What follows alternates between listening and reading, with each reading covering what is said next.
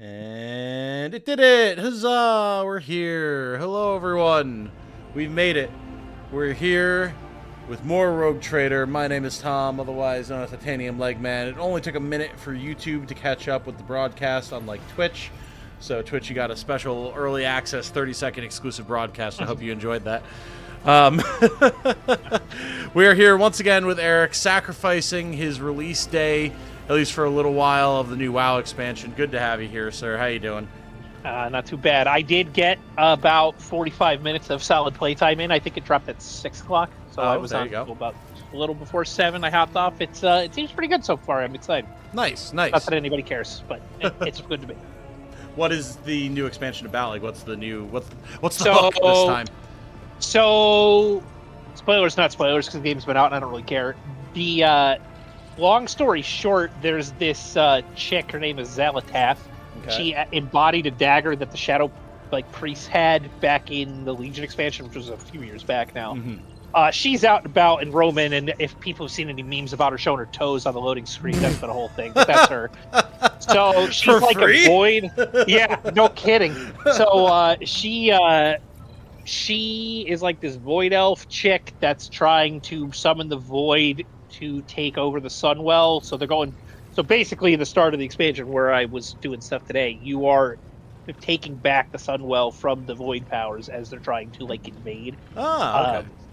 So it's pretty cool. The animations are pretty sweet. I mean, everything is just up to date more than it always has been. So yeah. I'm excited. It looks cool. If you like the Blood Elf storyline and the Draenei and that stuff, it's pretty cool. And they're doing it's like a trilogy. So the last expansion was leading up to this expansion. They were tied together. And then the expansion after this is like the pinnacle of that storyline. So it's kind of cool that they broke the storyline up into 3 expansions instead of trying to cram a bunch of different storylines that all play together in one expansion, because it feels rushed then. Right. So now it's like they can really play around with some stuff, which has been a good breath of fresh air, I think.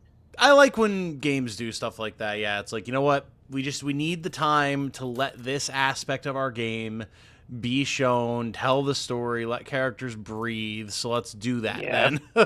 like the original game was what it is. When Burning Crusade came out, they did a good job with that. They really let the storylines kind of have their own time in the spotlight. And Wrath of the Lich King was like that too, although I think the Ice Crown situation with the Lich King could have been its own thing. Oh, for sure. Honestly, yeah. The expansions after that, it kind of never really was that way again until Legion came out, and that was like, holy crap, all this stuff is happening, but each piece felt real meaty.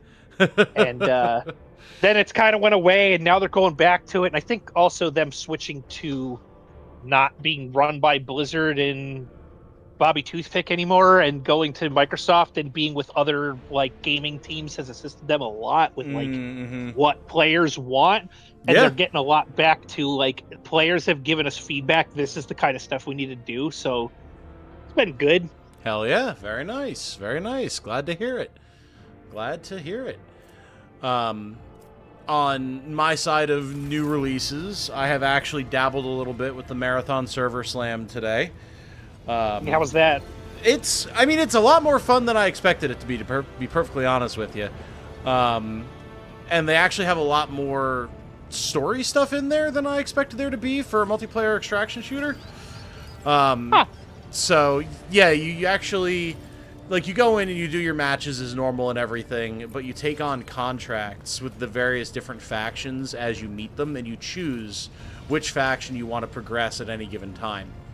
And as you do their contracts, you have, it's specific objectives in any given match, where it's you have to go to this area of the map, find a data card from some, fallen military officer, get to this particular terminal that they were trying to access before they died, access it, upload the data from this other area of the map, and then even if you die, if you've gone through all those steps, you get progress for that faction's quest. So you don't need to extract to make progress in that side of things, and as you progress through the quest, you actually get full cutscenes with the characters from those factions talking to you and progressing the storyline and everything. Which I thought it's pretty cool for that sort of multiplayer online shooter extraction arena type game. And, you know, it's Bungie gunplay. Bungie gunplay is pretty much always good.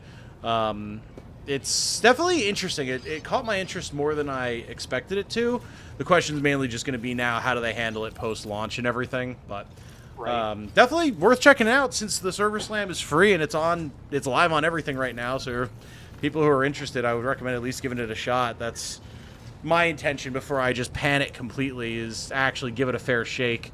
And then that way, if I still don't like it or things go haywire, I could be like, well, I at least played the thing. Yeah.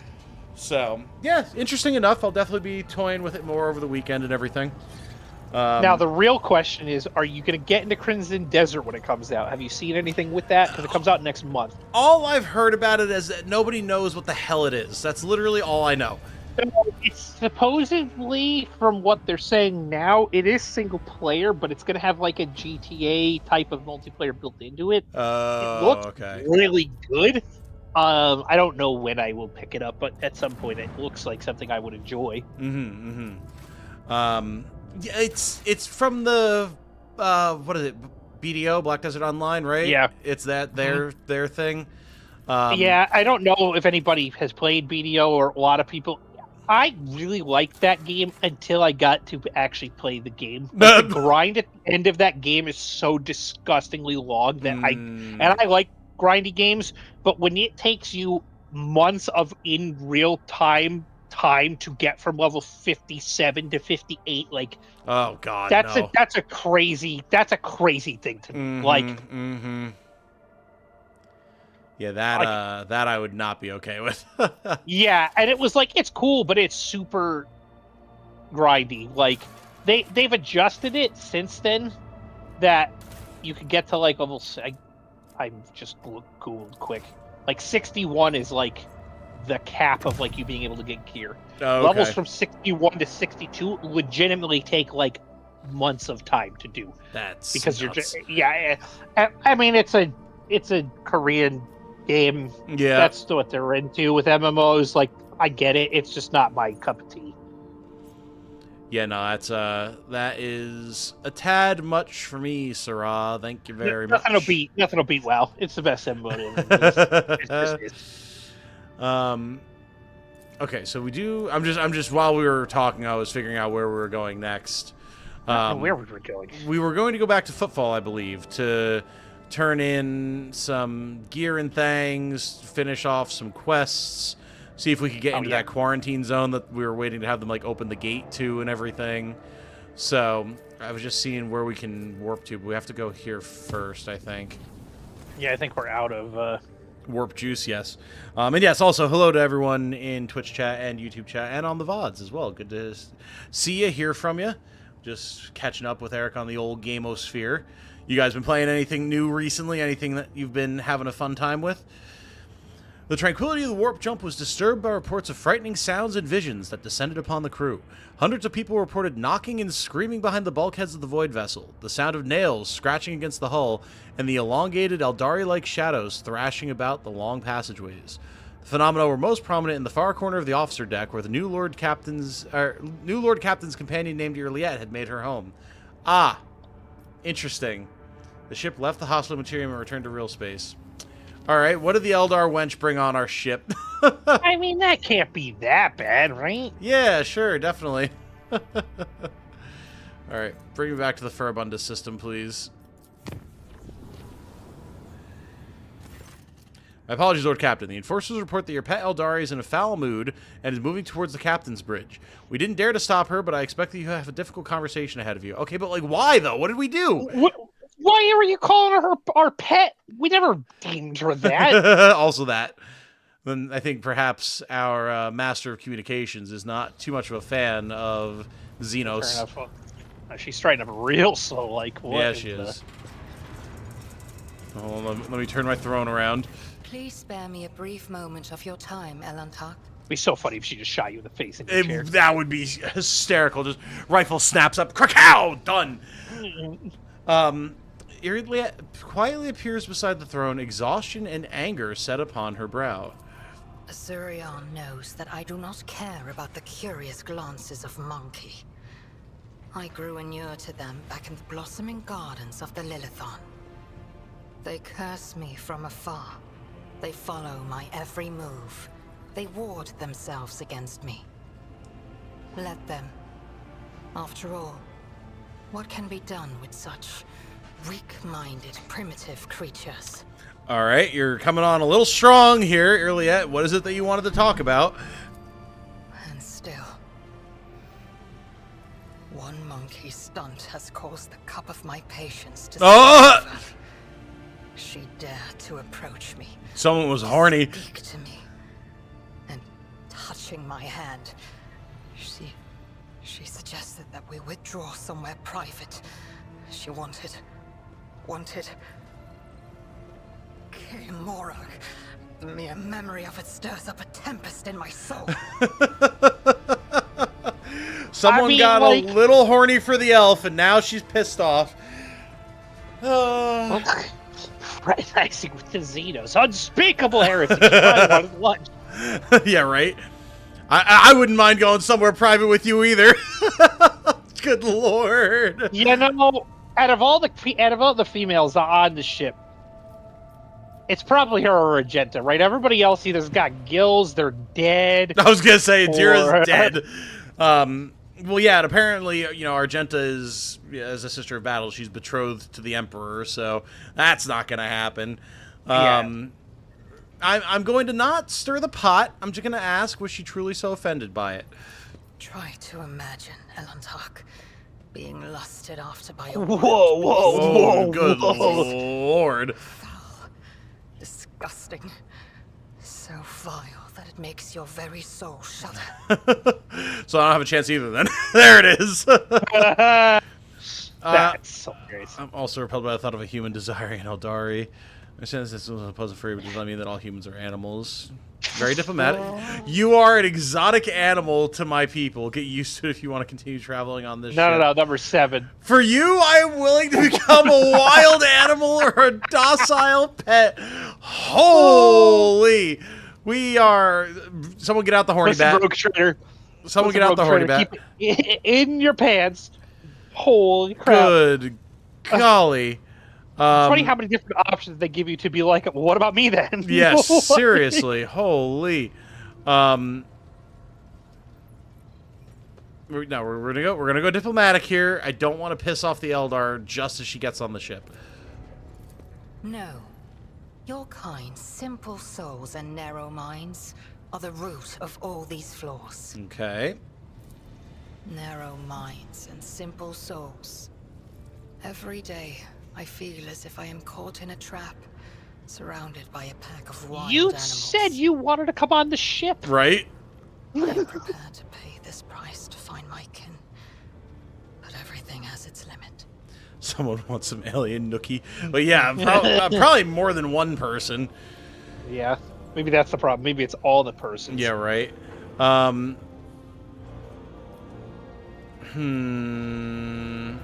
Perhaps you would stop insulting the human race at every turn. I do not think you fully understand human thoughts and actions. It will take time, but I can help you make sense of them. Alright, I like that option. That's reasonable. I have walked the path of awakening, Elantark. They did make Slanesh. You are absolutely correct, Brunt. You are absolutely correct. I was gonna say, like, she's so offended, but like, I found myself. you literally had so much sex that you made God. Like, I don't know how you could be offended by somebody like, hey, what a little side piece. I do not think you can tell me anything I do not already know. Oh my god. Yes, you clearly know my species better than I do. Yes. I will not protest. Conversations with you are the only thing on this ship that can ease my solitude. All right, and that sounds like she has an elf on her. Oh. I'm just saying, it's really like... Now this is interesting. You are a Xenos, a strange and unknown creature, and humans strive to understand the unknown, for the unknown is the most frightening thing of all. Or sometimes we struggle to understand the motives behind our own actions. I feel like the first option's a little bit like, passive-aggressive, and the bottom one's like, hey, like, we're all here together. Now, you're not wrong about that. You're not wrong about that. But my read of it was more of a, she's a member of a proud and imperious race. So taking that kind of stance of, like, we understand what it is that we fear the most and seek to understand that itself would be like the sort of high-minded bullshit that she would appreciate. Yeah, true. Made Slaanesh by having sex with each other, though, not humans. Fair? True. And also, like, murder, killing each other and everything else, but, that's... Do we and doing know all that's the 100% drugs. True? Like, how do you know that there weren't some Montays in the Orjays? Like, it could have been a little bit of mixed. It could have been a little mixed. Oh, God. Yeah, who... She's talking about, being approached by a disgusting beast. When you give birth to the god of excess through your actions, there was probably some real nasty shit going on behind closed doors. And if your perspective of humanity is of wild animals, then, well, there you go. Makes sense. Hey, Tank Hunter 777 is subscribed. Welcome. Good to have you. I'm going to go with the top option. Had any of them wished to understand my nature, they would have already run away in fear from one who walks the path of the outcast. But how could they do that if they don't know what that means? They are just trying to provoke me, hurt me. Oh, no. Are driven by their She's an emotionally insecure 14-year-old band kid. That's what she is. She stuck her finger in the peanut butter that one time and everything went off the rails. It is neither good nor bad. It simply is. You know who she get along with? The kitty diddler priest. I think we should put him in. We should put him on the ship together. Boy. Great. How I would bet 20 seconds max before one of them drew a gun on the other. Oh, I think she would shoot him, and I think that's what we're hoping for, right? Is she just drops him and we move on. True, absolutely. If humans had the capacity to birth a god of excess, we would speedrun its birth. Now, see, you say that. However, the running theory is that the whole reason that Khorne exists is because the Dark Ages of like the medieval times and everything were so violent and bloody that it empowered the concept of violence and created Khorne. That's one of the running theories. So like in the competition of what are we more into, sex or violence, at least according to Warhammer, violence is the one that won. Listen, in this universe, I think that's the way to go, though, right? Like, at least we're into the thing that everybody's into. It's not just... True. You're not going to be able to find a single species that doesn't have a decent subset of its population that's all on board with the blood train. Yeah. Now, interestingly, both of our options were apparently viable, so we will go with number 2 now. It was emotions that she's acknowledging it. Interesting. Toppling us from our pedestal as rulers of the galaxy. Indulging your weaknesses or whims does not make your species any more attractive. Tell that to Slaanesh. Yeah, right. All humans are different. My people's interest in you is not intended to be an insult. Aeldari, please understand that I do not find Monkey attractive. The mere thought of being intimate with one of your kind. Listen, this is where they're going to pitch the idea of, what about me, though? Yeah, exactly. Well, I love, too, that she's the one who keeps going back to that. Of like, I'm just trying to tell her, hey, people weren't trying to cause offense. It's like, okay, but I don't find them attractive. It's like, ma'am, I think doth protest perhaps a bit too much. Like, that's not what I was trying to get you to admit. I was just trying to tell you that some people don't mean to cause offense. Our conversation has only proved my point, Aeldari. That Monkey and the children of Azurian are as different as night and day. Aeldari do not simply see the world differently. They see more than any monkey can ever comprehend. Wasn't just us for Khorne, otherwise he would have just killed the planet when he was born. True, but much like there's... like, every species feeds into Slaanesh, and it was just the Eldar that pushed it over the edge into creating a sentient being. From my understanding, it's kind of the same way with us, with Khorne. Like, Khorne obviously is fed by bloodlust and murder and onerous combat and everything from anyone, but our focus on it was so deep-seated and so potent that we pushed it over the edge, is at least the theory that I've seen posited before. I don't even know that it's canon. I don't know that it's really been discussed about where Khorne officially came from, but that's the running theory. Oh, yeah, the Emperor probably felt Khorne's birth. Absolutely. Absolutely. Probably part of what pushed him towards becoming the Emperor in time. There's definitely a chance. The Aeldari are such arrogant creatures. I mean, true, but... and what do you see in the world around us that I do not? What do I see? Your words ring with the desire to know the soul of another. But will you be able to... we're back to elf boner. Got it. Sure, we circle back around to Aeldari are so arrogant. Like, I just asked you a question. Don't take it so seriously. Jesus. I will need time to put the entire truth of this world... Oh boy. ...into the meager language to which your ears are accustomed. When I find my answer, I will pay What you a piece of sh... I don't like her anymore. She's awful. What the hell? Oh, Lord, yep. I mean, as the answer said, the Aeldari are so arrogant. Holy...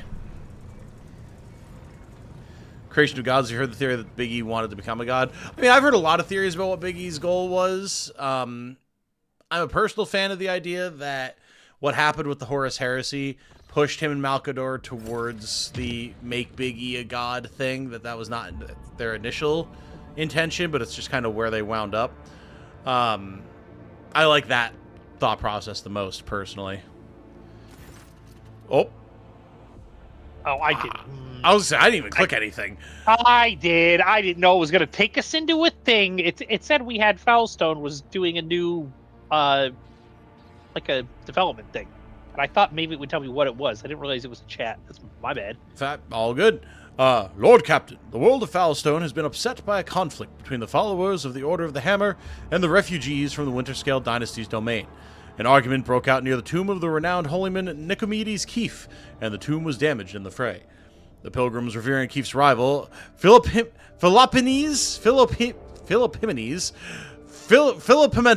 of Malpi, claimed Keefe to be a thief. Oh, how convenient. Who had stolen the relics of St. Cognatius and violated the sacred mystery of his resting place to sate his greed. The Order of the Hammer is furious at the heretical statements and the desecration of Keefe's burial site. All right, who are these Nostradamus and Philip Pimento? What is the issue here? St. Nicomedes Keefe is a missionary who arrived in the Expanse alongside the founders of the Order of the Hammer, offering them valuable guidance for colonizing Foulstone. He converted many worlds to the Imperial Creed, but his most famous feat was his search for the burial site of the legendary preacher St. Cognatius, who conquered the Expanse thousands of years ago, leaving behind scores of relics. Keefe was able to track down some of those relics. The order was named after the power hammer of St. Cognatius, Piety's charge. Philoppimenes of Malpi is a priest from Winterscale's realm. He preached in the same times as Nicomedes Keefe and denounced him for the false veneration of St. Cognatius. He believed that Cognatius preached the incomprehensibility of the highest wisdom to the people, and that any attempts to learn it would only lead to heresy.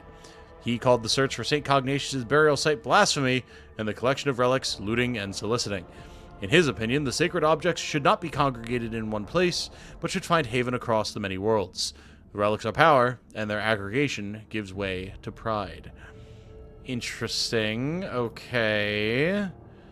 So, yeah, it's just a religious dispute, but yeah, what do my advisors say? For a group that has just arrived in a foreign realm, the Malpians' conduct is insolent at best. Penance should be imposed on them. We will send them on a pilgrimage to find the relics of St. Cognatius and to learn the ways of St. Keefe. In this way, they would be of use for returning the lost relics, and the Order of the Hammer would be satisfied with a just verdict. I mean, that's not unreasonable. Not unreasonable. There was a similar theological dispute at the Fifth Orphellian Council, and the conflict between the two cults was resolved in sacred duel. 20 champions from each side came forward, both sides vowing to accept the victor's teachings if they lost. That's not a duel. That's like... It's a small-scale battle. Yeah, like smaller battles have been waged over the fate of towns in Earth's history. Like, oh my lord. I propose to invoke the council's edict and settle the dispute in the same way. Yeah, of course you do. You want to shoot some people. Who would have thought? Yep. All right, Abelard, the man, the myth, the legend. Bust out the scroll. Tell us what we need to do. They believe that their faith is superior. Then let them prove it. Subject them to a severe test of faith. If they survive it, they will have proven their steadfastness. Yes, of course. Tie stones to their feet and toss them into the lake. If they survive, they're a witch, obviously. Even if the Order of the Hammer does not accept their arguments, it will be easier for them to recognize the newcomer's right to interpret the way of St. Cognatius if they prove it with their own blood and pain. Of course, okay. Trial of the 7 turned into Trial of the 20. The Malpians have renounced the concept of possession. Their vows are true and similar to ours, but they lack humility and reverence for the dead. The blood-spun web could embrace their leaders. We could teach them. We could soothe the turmoil. Okay, so it's send the new guys on a pilgrimage to teach them to respect their elders, have them kill each other, have the new guys potentially kill themselves trying to prove their worth, or just give them to the death cult. Options! Give them the soup. You did get us more options. True. Heinrichs is right. Malpian preachers belong to the Bloodspun Web now. Follow the Edict of the Fifth Orphelian Council. Let them bring forth their representatives and try to negotiate some form of coexistence. They'll allow the Malpians to prove the strength of their convictions through a severe trial of faith. Malpians display impressive zeal. I charge the Order of the Hammer to welcome 100 of the new arrivals into their ranks. Yeah, that won't lead to a civil war. So I do agree with Abelard. I also really want this cloak for Abelard because it looks disgusting. Oh, I didn't... Okay, yeah, we do have options here in terms of gear, huh? Yeah. St. Cognatius' Relic. 5% chance of reducing incoming warp damage by half for each point of deflection. Blade Dancer's Greaves. Moving through cells affected by raining blood or blood file costs the wearer 50% MP less. I mean, that's also good.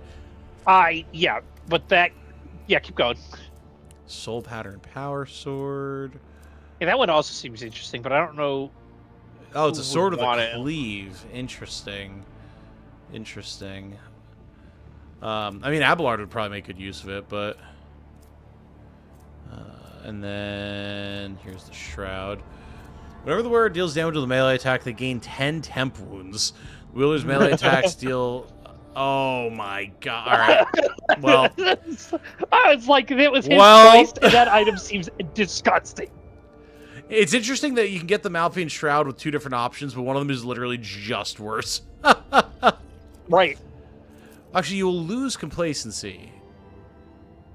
For the bottom one, but you do lose complacency. So, that makes it better, doesn't it?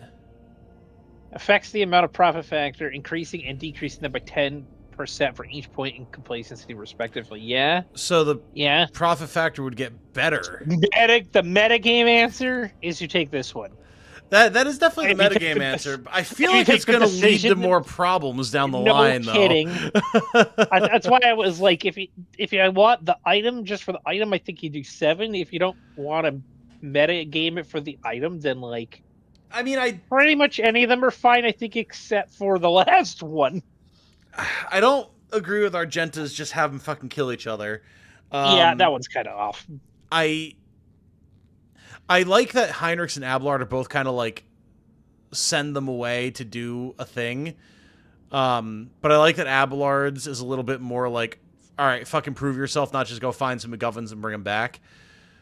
So I do think we'll go with that. But 8 worries me. 8, I feel like will lead to issues down the line. Whereas you have a little bit more of like a opportunity to prove yourself type of thing with 7. So we'll go with that. We'll get the Shroud, and that I do agree with sensibility-wise. Yeah. Let them show the weight of their words and teachings. 100 Malpians have volunteered to undergo the trial of faith. 62 have survived. Hey, all right. About 2/3. Proving the steadfastness of their beliefs and earning the respect of the Order of the Hammer. There we go. The indomitable teaching of fucking Philip Pimento of Malfi laid down deep roots upon the hard soil of Foulstone. The followers of his teachings were zealous and determined. Okay, cool. Worked out. Power swords for Psychers is at 4 swords. You are thinking of 4 swords there, Tate. Profit factor goes up with more complacency. Right, so if... Okay, no, I see what you're saying. Yes. I see what you're saying. It goes up with more and down with less. So right. if you're losing then you're losing profit factor. Right. Okay, got it. Well, I'm just going to snag that real quick. And, go for it. Absolutely. Sorry, I missed last stream. Quick recap. Well, we have acquired an Aeldari. We did, in fact, deal with the planetary governor and her Slaneshi shenanigans, and we got Yrliet for our troubles. So we did a little bit of side stuff here and there, and now we're here. And we're going back to Footfall to turn in some quests and maybe get some new gear and such. And I'm sure definitely not get more new quests. That would never happen in this game. That would never happen, ever. All right. Now, hold on. I'm trying to remember... This is the Imperial Navy ship. Yeah, okay. So... Which, I mean, we can get some more ship stuff if we give them some reputation increase. Which seems useful. I mean, just the repulsor shield alone, getting the same amount of shields as we have now, but it's doubled for kinetic attacks, which has been most of them, would be nice. And then plasma torpedoes. Yeah. Given how dodgy some of our last few fights were, I think we give them some stuff. Oh, there's a glimmer pattern void shield. All right, so... Interesting. Oh, boy. Oh, yeah, the repulsor shield is better. Military ceramite placing. It's not as good as the one we have, but, like... Alright, I don't think we can get... Yeah, we're just shy of hitting rank 3, but we can get everything that our profit factor allows at the moment, so perfect. Scoop! Yeah, we'll equip that when we go fly in the ship again. Yes, sir. The Aeldari are dead, all of them. Every single one got shot in the face. They answer the question of... They did not agree with us. They did not agree with Yrliet. They did not agree with anybody. They made a big deal out of the boss at the end, and Aeldari just showed him what's what and killed him in one round before he got to do anything. Yep. So, turns out 50% dodge does not matter. Yep. This is still sealed. Interesting. I want to can we just, like, blow that ship up at this point? We're never getting, or whatever, that ship, but... I'm so curious about it. It's got to play a part in the game at some point, right? Oh, for sure. No doubt. All right, we return to Footfall. We have something to turn in with the Optimum 22 at the Void Dock, I know for sure. So we may as well maybe we do go there that. first. Yeah. Alrighty. I am going to drop Cassia off and take Solomorn for a bit, just for shits and giggles. You want me to swap anyone for you? No, I kind of want to keep rolling with all these three. I kind of digging the sniper for our backline. It seems pretty useful. Very nice. Yeah, not just you sometimes if You're fire doesn't work. You're not going to bring Argenta instead of somebody? That's all I get. Yeah. Listen, we're going to be talking to a Mechanicus guy. I figure Pascal should be along. True. Yeah, that's true. Don't think you ever got on that ship? Really? I'm so curious. Maybe you just don't. We'll find out. It could be a thing that we needed to unlock earlier on or something. Make sure you level Solomorn up before we go running about, too. Alrighty. Let's see what we got for you here, Solomorn. We might have some actual... I was say, didn't we got a dog module for him, right, last time? We did get a dog mod for our boy, the Wrath of the Meek. Oh, he just gets an extra AP at character level 20. Nice. Yeah, I think we all did. I think it's been that long since we got him. You got him, used him a little bit, and then said, screw it, I'm switching to somebody else. Well, he actually just got that as part of hitting 20. He was at 19 before. Right. Well, we leveled to 20, and we all got that. Everybody got an extra point, didn't we? I guess so, yeah. I forgot. I thought so. I think certain classes get another thing, too. Like, he got whatever ballistic skill, but it doesn't matter. He got it. Who cares? Ooh, I could give Glato more health. I mean, you could just make him the... You could just make Glato the character and Solomorn the support for him. I mean, that's kind of how we've treated him. We've always just talked to Glato instead of Solomorn. Yes, fair enough. At the start of the Overseer's turn, familiar gains 5 temp wounds. Well, ever seen their familiar adjacent to each other? Both of them reroll failed dodge attempts once per attack. Nice. Sorry, she has. Yeah, we're gonna give him autonomous med kit.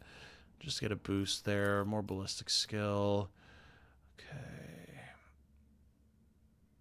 Like 80% sure that place is literally nothing. Possibly become something in current/future DLC. Ah, interesting. Okay. Yeah, it could just be. It could be there for like the Trazen DLC or something like that, which would be awesome. Oh, we could just give him bite. Just run to a thing and fucking bite it. Suffers double rending damage and must pass a toughness resistance test with a -30 penalty or fall prone for 1 round. Ooh, Seems pretty good. that's not bad. Yeah, just having him be able to just get there and bite something is definitely nice. All right, and then let's go with Carouse, I think. I have good Carouse on me already. We don't actually have very good coercion. He doesn't really do any healing. Coercion would be good because we don't really have much of it in the current team. So making him an expert in that would be good. All right. Now, what can I put on the fine gentleman here? Let's see. I was kind of peeking at some stuff, but I didn't see anything crazy. Where are the dog jewels? There they are.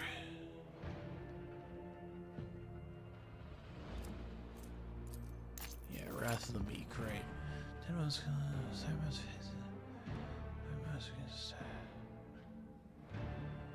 Oh, that's literally just better than Indomitable Rage. Yeah, straight up. Cool. Yeah. Nice. Yeah, that one seemed pretty good. Yeah, that's pretty alright. Okay. I think the lads are pretty alright. Here we go. Where is Mr. Mechanicus, man? I think he's next door, right? Over here. Yep. Alright, here's your data slate. I've collected planetary data that may interest you. With a respectful nod, he takes the data slate. Profit factor gained by 1. Woo! Alright.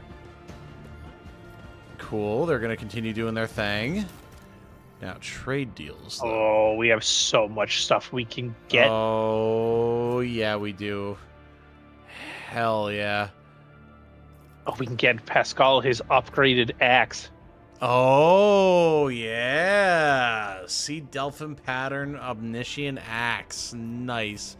Mobile Extractium, Chirurgeon's Manual. Grants the owner plus 14 to Medicae and 7 MP after using a Medikit. That's not bad, actually. Rotobi Pattern Plasma Pistol, Inertia Boots. If the wearer's melee attack, except the Death from Above and Blade Dance abilities, is dodged, parried, or scores a critical hit, the wearer gains plus 3 MP and does not provoke attacks of opportunity until the end of their turn. Oh, those are pretty alright for Abelard. Portative Manipulator, using reload for any weapon costs 1 AP less. Oh, the combat manipulator is probably pretty good for you. I forgot about that was here. That's like the second to last thing. Whenever the wearer uses a non-attack consumable item, it counts as an attack of a different. Oh. For Mr. Grenade Man to use non-damaging grenades for support and then not screw up his. Or just drug myself up and then get more versatility. Also true. All right. We got some stuff here, boys. Let's go. Oh, the heavy plasma gun. I want to get to that for Pascal so bad. Oh, those self-calibrating goggles. If we get one more level Profit and factor, one more, yeah. For Miss Sniper Lady can stun stuff seems really stupid. Yeah, that'd be nice. That would be very nice. There's some really good stuff here. Yeah, for sure. I mean, the Mechanicus always has the good stuff because they always hoard it for themselves. Also, hello, Moonlight. I am playing a sort of Arbites type guy. Mainly going into warrior and arc militant stuff. Eric is playing an operative executioner, and then we've got the normal cast of hooligans to coincide. Pyro Psyker, watch the world burn. It's a great time. Yep. Oh, we still never got in here. Now I'm trying to remember where. There's Opticon. There's the Kiava. Wait, Kawagami refugee. I think we talked to him. Did we? I believe so. I could be wrong. What happened on Kawagami and how'd you end up here? Told you everything. Oh, they're the guys from the square. Right. Yeah. Right. Okay. Which, I mean, to be fair, we don't like the priest, and they didn't like the priest, is what he said. He didn't like them, so clearly we like these guys. By proxy. We got trophies from them. Yeah, I'm not going to mess with them. They haven't done anything wrong. All right. So now, I guess we just got to go to the rest of Footfall, huh? Yep. Hey, Beat On, how you doing?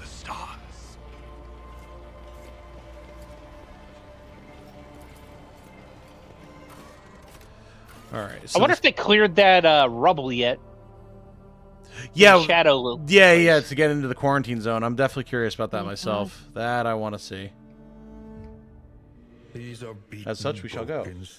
Hey, AJWS has subscribed. Welcome, AJWS. Hope you're doing well.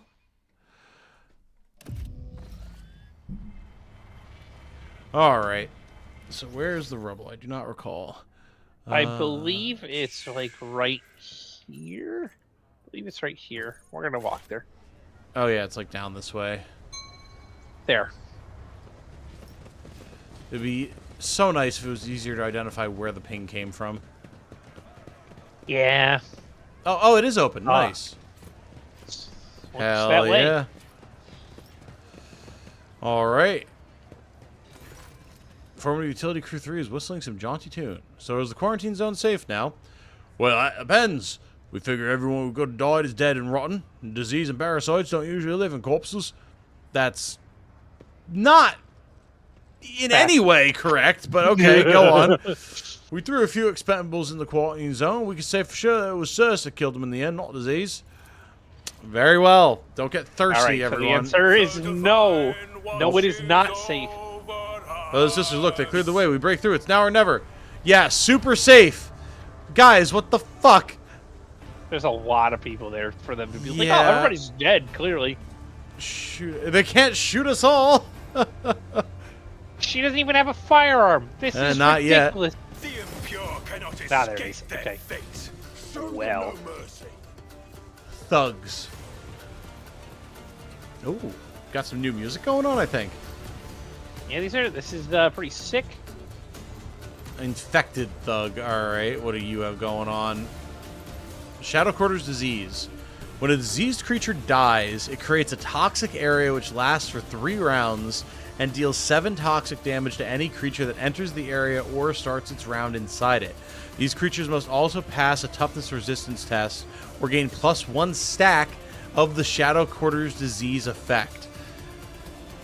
So as they die, they'll spread the disease to other people. Oh, it's like when we fought the Nurgles on our ship. It's going to do the Yeah. same thing. So I just got to pick them off before they get to us. Yep. Not- Yep. Of course, you switch to Solomon and Glado. Well, at least Solomon has a shotgun. Yeah, that's true. And Glado's Glado. Glado's Who dies, Glado. Who cares? Yeah. I got the first with this one. All right, who's going to win here? The Glado and Solomon. Oh, excuse me, sudden yawn. Glado and Solomon can hold that left-hand side for sure. Yeah. Pascal is going to kind of just be a centerpiece and make sure that he's providing coverage with the servo skulls. I will help to hold this right-hand side. And I'm going to try and keep everyone grouped. Pascal, and then move people out. Germ theory didn't survive 40,000 years. It absolutely did not. You are correct. It's very unfortunate. Okay. So the infected thugs are the only ones that have that ability, right? Yes, until they The whole die and pass it poison on to grid. other people, but... Yeah, but like... Yeah, approach your designated position.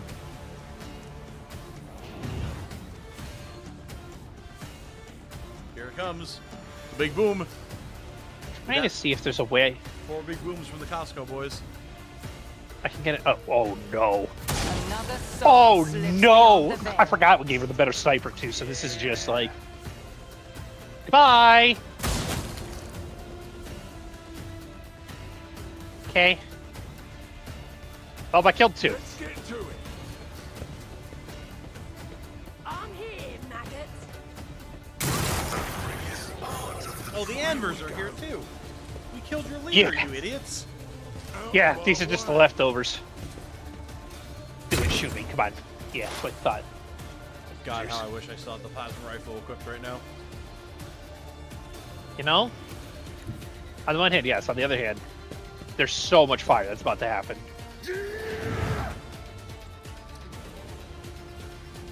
If I hear what caused this, I mean, they just were in the... Oh! They were just in So the much infected fire. quarter. We got here after they opened up the gates, and it was like, yeah, well, there's people here who are infected. She is a good sniper, but can she win with a kick? Oh, good question. Good question. Wow! Wow! She doesn't need to, because things aren't getting to her like that guy, but like, that was still one of the dumbest. That's second dumbest thing that's happened next to summoning the Bloodletter Yeah. randomly when we were level 3. This seems such a joke compared to the stuff we've been fighting other places. Seriously, yeah. Like, I mean, it should be, because Lord. they're literally just thugs. Like, so that cloak that we got gives me 10 wounds. And this ability that I got as an executioner says when I have 10 wounds, all my melee attacks and damage over time deal 20% damage. oh no. So Oh no. I am the police and I am outside. I don't know what to... He hit himself, that's fine. We're gonna go here. Why'd he hit himself? Because I made him hit himself Oh. with the Reckless Abandon. Oh, right. Alright, so you get charged. I took care of this one. Splat. And then you go splat. Reduce to dust. All right, And then you we've get all ring. gained shadow quarters. Yeah, we landed a shot. Let's go. Nice, nice. The ring, 1 out of 20 times it hits. Happy birthday to me.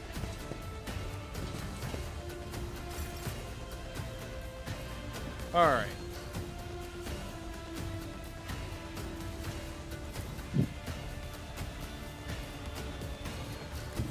We've got a job to do, Plato.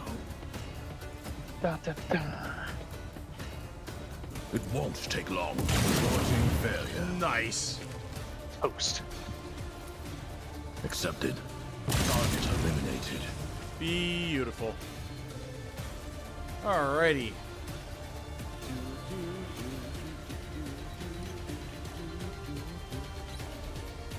So, on the one hand, he is very tanky, if you're talking about Abelard. On the other hand, he has literally done more damage, I think, than anyone in the party. Yeah.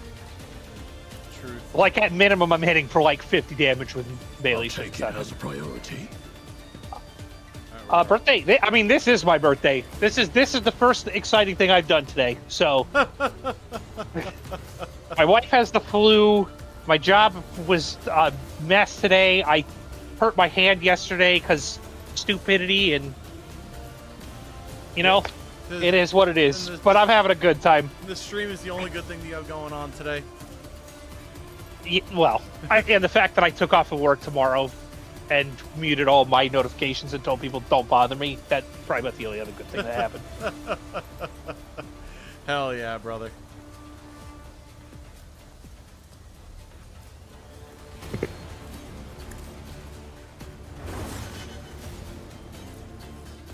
Alright, Glado. Protect your master. Be a good boy.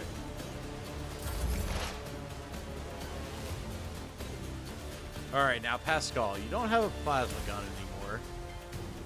But you might be able to get close enough. That'll work! A little dabble do ya on that one.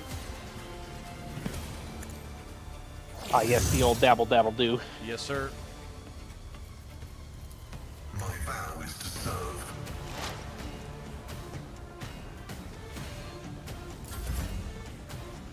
Alright, and now yours truly. There's a lot of pus and vile on the ground. So I'm not going to walk into that right now. I'm just going to shoot this man.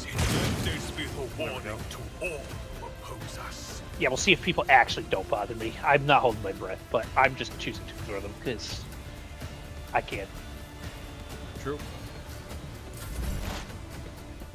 How are we liking Yrliet as a unit? She's pretty good. She's been good thus far, that's for sure. Yeah, definitely no complaints from me. Speaking of, I don't even know, do I just do this every time because there's literally no reason not to, and then this guy just dies. Hear you moving. Okay. No more. Brace yourself, Abelard. Alright, nice. Get everybody out of the poison. Let us walk this path to the end. Gonna open I this with rise my to the tech occasion. use. We got some machinery sets.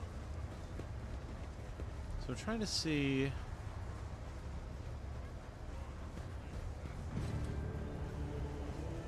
We don't actually have Shadow Quarters disease like in our bars or anything, so I guess it's fine.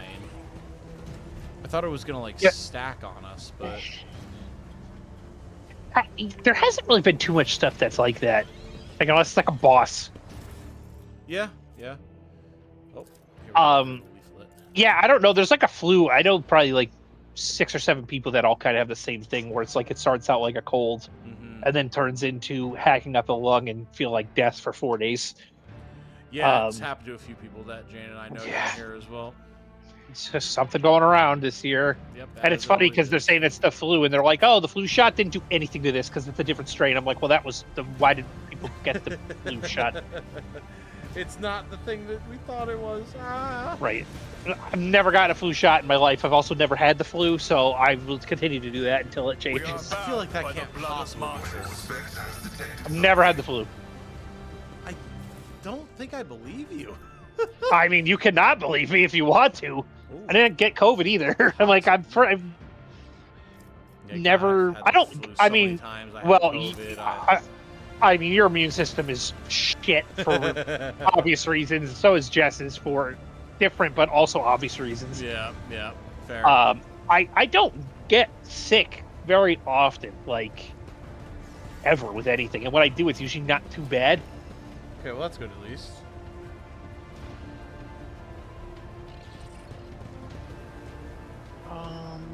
There's goods there. Where are those goods in this? Are they in the building? Oh no, they're down there. They're just. Wait. Oh, they're way down. That's why. Okay, understood. Oh, I found a text of Reverend Hieronymus. Here we go. Oh, I'm gosh. preparing my reading voice. This thin pamphlet exudes a faint caustic smell, likely that of fresh inscriber ink. Our being is steeped in degradation, and no longer can we imagine existing outside it. Are you capable of perceiving the depths to which this heinous miasma has rooted itself in our lives? Pompous aristocrats indulge in despicable revelries behind their tall palace walls, and planetary masters vie to possess the greatest luxuries, while you and your family choke on your corpse-starch slop after a grueling work shift.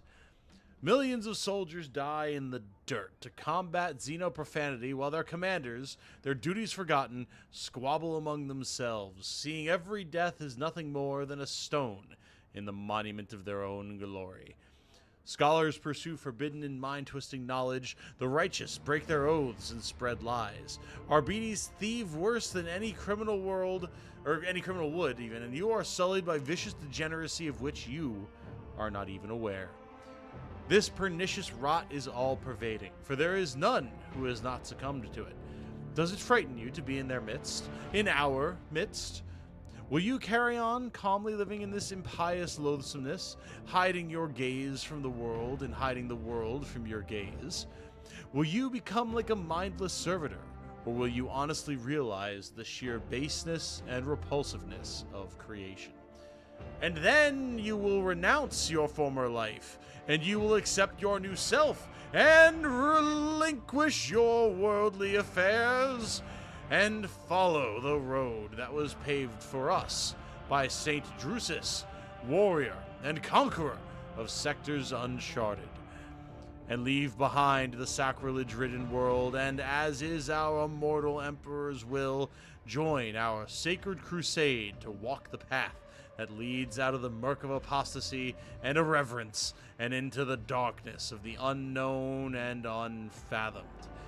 It is in this darkness that we will light the candles of true faith, for only in their fires can we still find motes of light.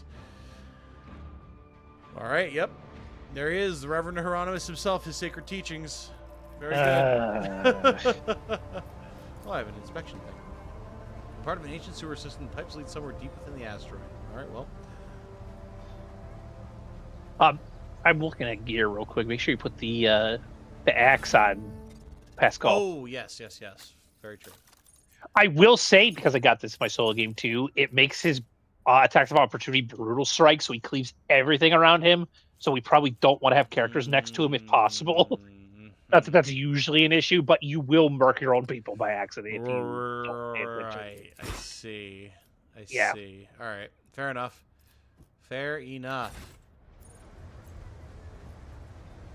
Oh, you guys didn't have any effects from your code? Yeah, well, I lost my sense of taste for a month and a half. That was fun. As did Jane. It was What is that? not ideal. Oh, what is what? What have we spotted? My character said, "What is that?" Yeah, I know. What did we spot? I don't know. Was something down below? It must have been, yeah. I guess. Let the faith guide Only my one way to find out. path to glory. Do-do-do. There's a Medicaid spot I can see. Oh, you went that way. I went this way. All right. Well, surely this can't go wrong if I continue to go this way. Sure. Pretty sure they loop around. We're gonna find out. If not, unless another forge feed comes out, I'm pretty sure I can hold my own. My success is I mean, even then, you have Abelard. You could probably solo the forge feed. Oh. Oh, these would be really cool if this was the build I was doing. Oh, well, it's gone. Oh, no, it's not gone. Pyromaniac boots. The wearer cannot suffer the burning effect by walking over burning cells. The wearer inflicts +3 additional stacks of burning whenever they stand on burning cells. Now, if this was Divinity rules and I could put fire into myself at will, that would be so good. I will say, not that the rest of that game isn't good, but the way that the elements interact with each other in that game made it so peak. Yeah, it was pretty sick for that. Yeah, and when the new one comes out, and I'm pretty sure they already confirmed that they're keeping that, like... Oh, there's a Mutant's Lair transition over here. Oh, we should go there. We will, but I want to go up the elevator first that I unlocked. my success is an irrefutable certainty. Oh, is it like a... Gonna, like, take us somewhere, or is it just like a... I don't know. We have to go find out. Oh, fair enough. There's goods here. I think these are just these stupid pamphlets.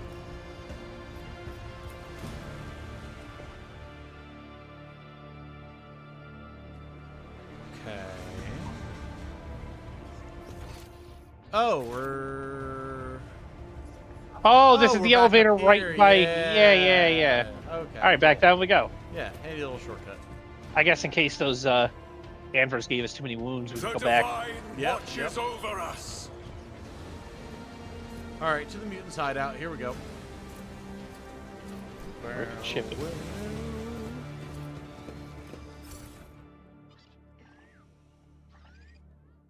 Nothing happened. Did you click on the thing? I did. Apparently, we're getting loot. The same loot I got before. Oh, It's just snag stuff. it. Oh, okay. It's stuff that from okay. That was cool, but in Divinity Original Sin 2, it was too much. Everything was on fire every fight. That sounds accurate. No. We lived the everything on fire fight in the fields of oil that our buddy was playing. If on Ben Mez, the human hand grenade, and blew up the entire field to the point that everyone's computers started to break down and combust. Yeah, the fire was being translated into real life in real time. Yeah, it was. I'm like, my computer's decent, but that was bad. I don't know that I've laughed harder ever playing a game with the guys. That was insane. That game, listen. If we could get people together, I would absolutely play through that game again, especially before the new one comes out, because it was so good. Very true. Absolutely agree. I need to point out the mutant infector in the next room. We just killed him. He's got a serrated mono knife, a pus. Wait, where is he? Oh, right here. I see him. Corner, yeah. Contaminated weapon, inflicts toxin with their melee attacks, and then he has the Shadow Quarters disease. All right. So how much health does he have? We just funnel them through this doorway, right? Yeah, 100%. I mean, if that's the case, I'm gonna put Abelard in the front, just like that. He knew what was up, and I'm gonna put her right here where she's at. Grovel before the faithful. All right. The Emperor is with us. Actually, would give her cover. I'm a little tankier, so I don't need it as much. The Emperor is with us, they say. Definitely. Are we? We're funneling them through the room, or are we engaging? Because you are way up.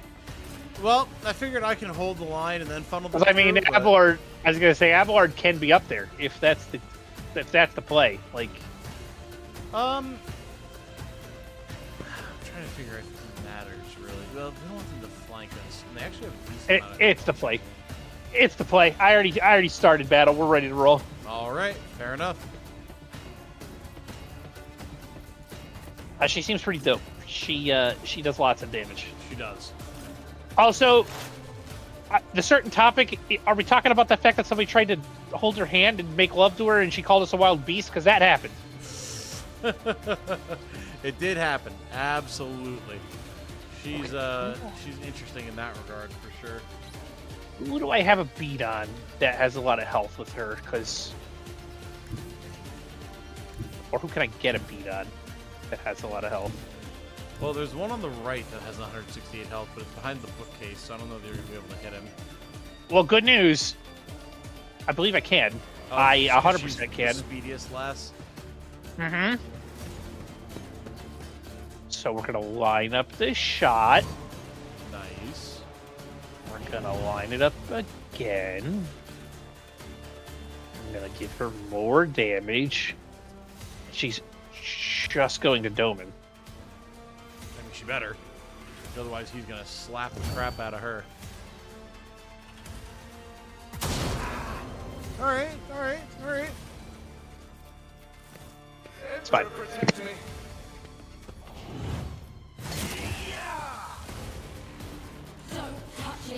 I don't like that they've got weird echoey voices. It makes me concerned. Yeah. Out of the two people that are standing here, like, yeah, they're really going after not picking him. Not picking Abelard. I'm just saying. I'll do what it takes.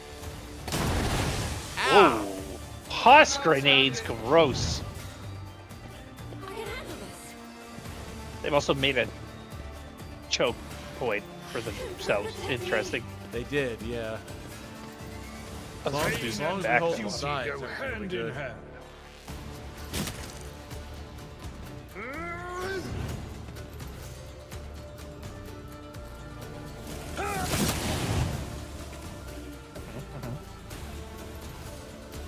Yeah, you know, not too shabby. Org of Death. Nope. I got my one hit for the next 7 streams. I can't believe that you didn't even land a single hit with that thing. I did. I landed one last fight. No, I know. I'm just it baffles me that you actually pulled it off. I know. It is pretty crazy. All right. Well. Everything with unshakable faith. I will not be deterred.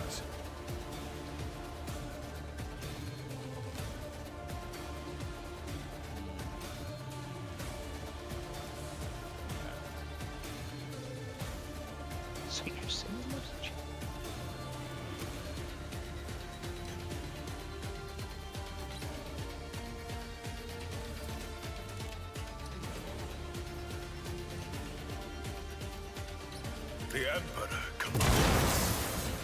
The dodge, very annoying. Rejoice in service. And so, Fuck.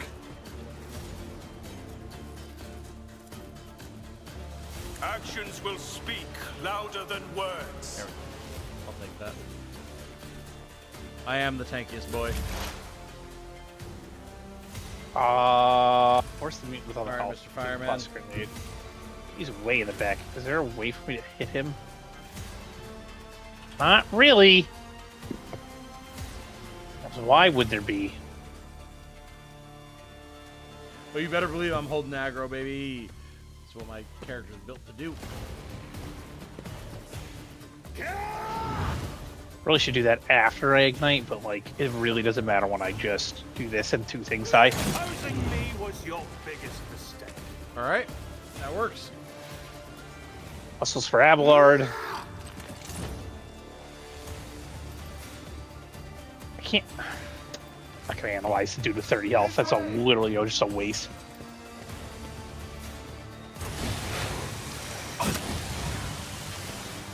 Oh, Abelard took some damage. I don't They're getting like a little that. nasty with it, yeah. Stop throwing pus grenades. Dodge, please. Oh. Oh, jeez. Oh god, yep. Oh, this is bad. Yep, I had a feeling something like this might happen. Alright. Gonna give everyone the blessing of the machine. Advancing. I'll say that particle effect's pretty cool. It is, very cool. Alright. Oh no. Whoop. Nice. Not too shabby. Setting target parameters for tech familiar unit. Request approved.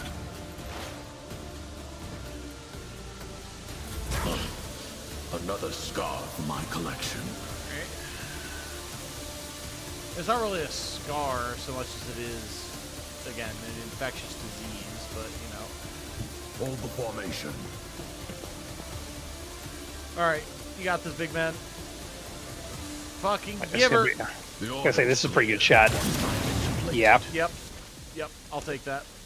It's pretty alright. Round 2. It won't take long. Beautiful.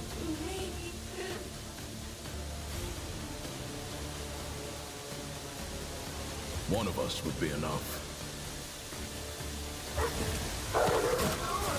Rough. Beautiful. Plato, we're undertaking this task. Nice. We'll knock his ass down. Cool. Salamorn's so fun to use. Alright, the stream feels like the No. guy walked through the door with pizza box and that one off meme community clip. Well, yeah, with all the spread the disease going on, you're absolutely correct. Also, welcome, Caffeine. Good to see you. And Coco as well. Hello, Coco. I'll deal death with my hands. We are managing out here at the moment. It's a little dicey now with all the poison and disease and whatnot going on, but we're doing our best.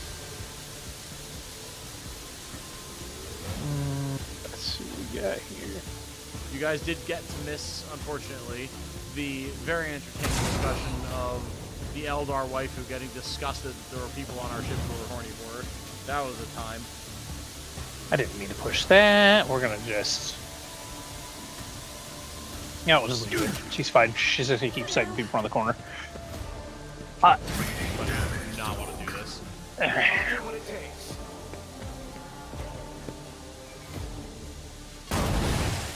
Alright, that's getting a little annoying.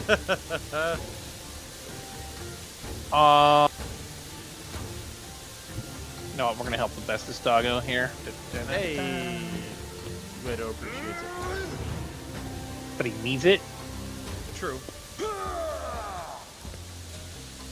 Yeah, I believe some of the near exact verbiage was, I cannot find the monkey attractive, for it would be akin to finding a wild animal attractive. God. Damn! I'm gonna say back to the comment about the one-hand sword and shield being Yeah. per tank is usually accurate. However, so I pushed him over to your solid work. But yeah, I mean, that works. 147 damage crit. Man, I can't wait till we get him a real weapon. Yeah, man, it's gonna be nuts. Like, I mean, his sword's pretty good. He has that elite chainsword, but it's like, it's not anything that spectacular. It's just a chainsword. Like,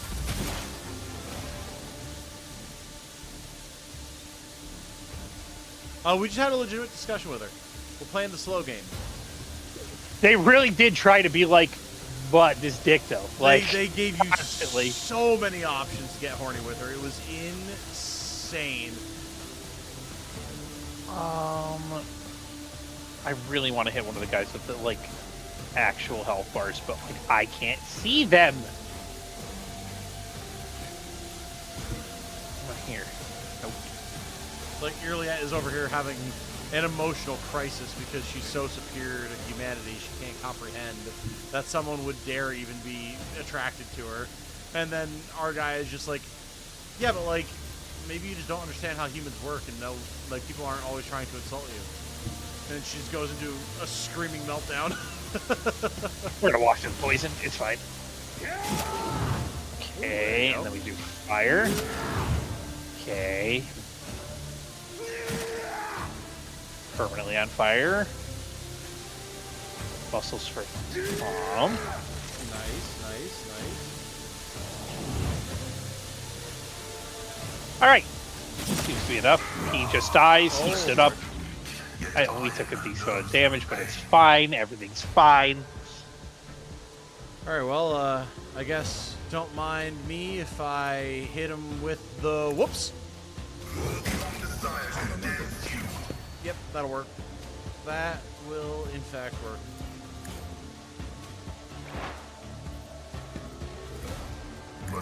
Analyze. I forgot he has to melt the gun. Yeah, I wish he could shoot it, but unfortunately. Well, if you use the heroic act, if you use the dismantling attack with the I mean, second I can. weapon. That's true. That's true. I mean, you might as well. All the priority targets are pretty much done except for him, so. Alright, not too bad, not too bad. Abide in the Foulstone as the creations of the Omnissiah. Arbitrators are made of plasteel. Alright, well, there's exactly one thing over here for you to deal with. You don't even necessarily have to deal with it, but you're going to deal with it anyway because firing The guns order is cool. is clear. Target eliminated. Nice. Yes, sir. I literally just can't get her anywhere. That's irrelevant. So, like, she's gonna just hang out. To be fair, I was just going to all came on to you. Yes, but I like that the other half of the dialogue options that aren't just being horny are like, hey man, maybe like don't keep insulting people because there's a lot more to us than you think there are, or they think that there is. Like, each person's different and they have their own personality traits. And I promise the lady that thought you were hot was not trying to insult you. In fact, it was the exact opposite. Like, maybe just expand your horizons a little bit here. We're all bipedal mammals. Just because you're a psychic elf doesn't mean that you're not also a bipedal mammal. Supposedly, Abelard's learned how to skirt around corners. Oh, apparently he has actually learned how to skirt around corners. Oh! All right. Repentance has been forced. Hey, we leveled. Oh, nice. Get the hell out of the poison. Yeah, I will get this box in the corner once the poison goes away. Ooh! The I did Imperial fine. Pride Bolter. Interesting. 11 to 17 damage, 15 armor pen. Damage against Xenos, Psychers, and Servants of Chaos is increased by 4. Not 4%, just 4 flat. Yeah, it's pretty good. All right, it might be time to bring Argenta back into the team, boys and girls. Let's go. Okay. Let's level up some stuff here. What did we get? Got some combat drugs. Oh, another talent. I might put Aeldari armor on my guy. I'm thinking about it. Sorry, Fair. equipment. I mean, I gotta assume that they're gonna have some Psyker-esque stuff at some point, right? Yeah. Where is the option to do this thing? Is it here and I just don't see it? There's Aeldari weapon Let proficiency. us walk this path to the end. Grant me the wisdom to perceive. I don't know where. Where? Some heavy leather armor, some serrated mono knives. Wait, where is? Pack of reagents. Why do I not even see that as an option? To get Aeldari armor? Is it not an option? I don't see it unless it's just not where I'm looking, or you can only get it at certain levels. Maybe Which you would don't have the seem right body still- type for it. Because you're Maybe. literally not an Eldar. There's no way that's how this works, right? That'd be insane. It could specifically be a racial proficiency thing, like D&D.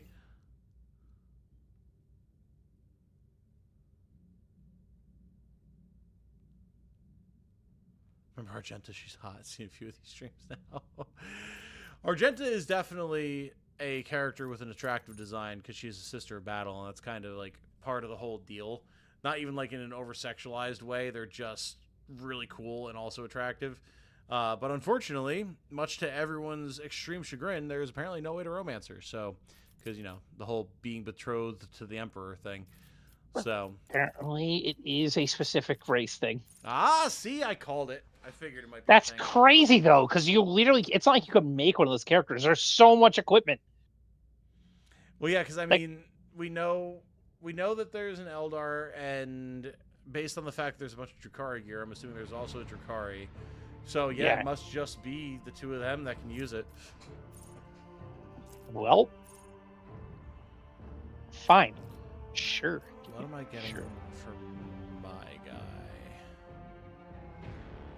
It's got This to be is what I Arms want. Master. Gotta be Arms Master. And I want Medicaid.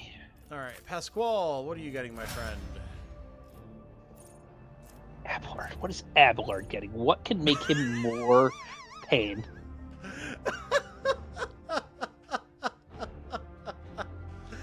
This is probably one of my favorite comments of all time. I'm not saying she isn't virulently racist, but also she thinks you're a chimpanzee. I mean, that is a very accurate summation. And she also Yrliet. speaks to us like we have a mental disability because she delays all of her words. So, I mean, if we're talking about, like, the most heinous character, she might be up there. I mean, again, there's a reason that many of the dialogue options that aren't just being horny for her are like, God, the Eldari are so pretentious or so Listen, arrogant or such assholes. she's- Right now, she's second to Adira, so... Actually, no, let's say, if we're talking about characters in the party, she's second to Adira. If you're talking about everybody we've met so far, I think Hieronymus is also above her as worst characters in this game. Oh boy. That I don't want to deal with. Yeah, no, I think that's fair. I think that's fair. Okay, always jokingly hints at GW prevented them from making Argenta romanceable.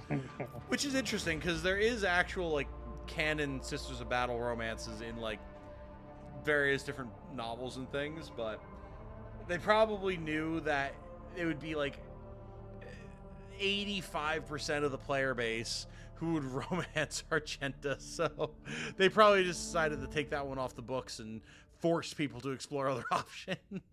Okay, I have a question for chat real quick that somebody might know the answer to. I didn't take this on my guy, but I'm probably going to if it works the way I think it does. There's an ability called Maddening Flames. It says on the start of their turn, an enemy suffering from burning inflicted by the executioner must make a willpower resistance test. If failed, burning is removed and the enemy falls prone until the start of their next turn. If I make them burn forever, does it still remove the burning and knock them prone, or do they just not get affected by this?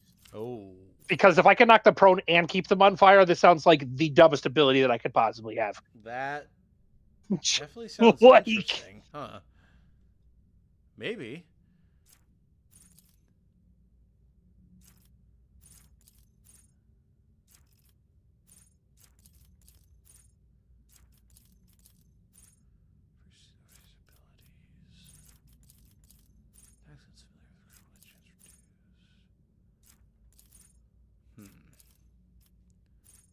getting battle attrition for Abelard, so he'll make other people do more damage. Each ally within a 3-cell radius around the familiar has their resolve increased by 2. That's pretty good. A Drukhari companion? There has to be, yeah. There's so much Drukhari gear that you start getting access to. I'd be amazed if they didn't give you the balance of having an Aeldari and Drukhari. Yeah. But if it's not, this is the thing, if it's not removed one turn and I can do the you're on fire, you get combusted on them, they won't have another turn to save unless it's like a boss. And they will die. I can kill almost any character we've run up into, so. This is true. The man's got a point. I don't know what to give Sniper Lady.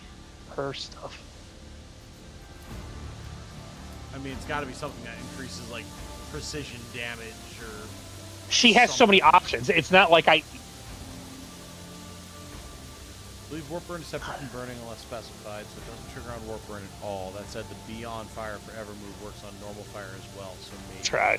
I mean, I didn't take it anyway, but that's going to require some testing, because I'm going to take it regardless, because it just seems really good. Oh...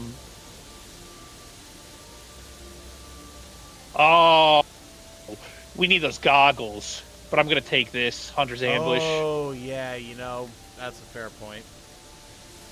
Let the faith guide my path to glory. And whenever you're ready, I can take us out of here. I'm going to give her some more demolition. Okay, I am ready. Is there more room to go in, or nope? It's just are we that leaving area. like outside? Oh, interesting. I mean, we got some cool stuff in there, so Yeah. And I imagine there's more to this quarantine zone in general than just that. That was just like a side thing. I would assume so. Don't Drukhari cause unimaginable pain and murder sex your soul? Only if they feel like it, okay. Maybe just because they feel like it a lot doesn't mean that it's a guarantee. Yeah, I wouldn't assume that a Drukhari is always going to be like that. That would be uncouth. They did give birth to the god of murder, sex, drugs, and roll, but, like, listen. You With don't gotta each step, stereotype them all, alright? I forge So, my looking at the destiny map, among it the looks like there's like a stars. whole section to the left, unless it's just like glitched out. Yeah. Well, there's a staircase here. Yeah, that takes us back where we came from, isn't it? Or am I not right? Does, but it looks like there might be... Yeah, there's... Oh, there's loot. Guards. There's loot. Was loot. No, I guess that's it. Yeah, like I feel like over here is something, but I'm gonna run over there. It must not be. It's literally just the way Yeah, that it the just goes map out. is generated. Interesting. Well, Yeah, so no, that was everything with that. Cool. yeah, because we did like the warehouse, we did the dark hideout, we did the bar. Yep, Martyr's Endurance is all done. Yep. So, interestingly, Oh, we fit. Oh, yeah, that's we not had the deal with the situation. We did. mutants, but assess the situation has failed. Yeah. Oh, we have a contract to complete. I'm gonna just complete that. Oh, We got fair. profit factor. Hey, nice. All right. Well, let's go to another section of Footfall. Yeah, I guess so, huh?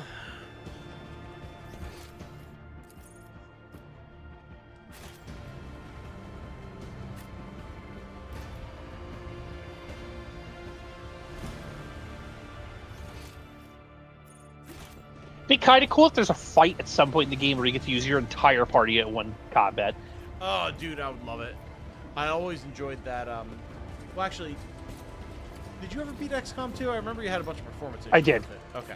No. I had issue. Yeah, I did, but I fixed it and played through the whole thing. Okay. Where you got to play the end, where it's just like, here's your 7 squads, have fun. Well, and even like when they down the ship, and you get to keep bringing out guys 2 by 2 like every turn or whatever, and just like anyone who's active you can just deploy. That shit was so cool. Whenever you like compared to when you were just maxed at 6 guys, like I enjoyed that so much. It was so Well, interesting. it was cool too. Like this, like Final Fantasy VII, the original game, when you fought Sephiroth at the end of the game, you had the option to fight him with 1, 2, or 3 parties because you had 9 characters. So you could split into sections, and then it would you could rotate between which group you wanted to fight, which piece to. It was pretty sweet. Right. Well, that's kind of how it was. Did you ever actually finish Final Fantasy VIII? Yeah, I got to the end of that and never will play that again. But all right. Well, all right. We'll have to throw hands after this. But I love. It wasn't that bad. It wasn't that bad. I should say that, but I wouldn't play it again. It's extremely good. But the whole thing where they have a variation of that, where the final boss will pick characters to erase from the time stream and swap in your other characters as you go. We are bound so it's by like the blood of it's always a masses. 3-person party, but you wind up rotating through everybody over the course of the fight. I always thought that was really cool too. Give you a chance to use everyone. All right, Vladame. Do we have anything we can talk about here? Hey, there we go. Your Lordship, the first ships from Yanis have already arrived. The station is no longer facing famine or the predatory interest of the recorded dynasty.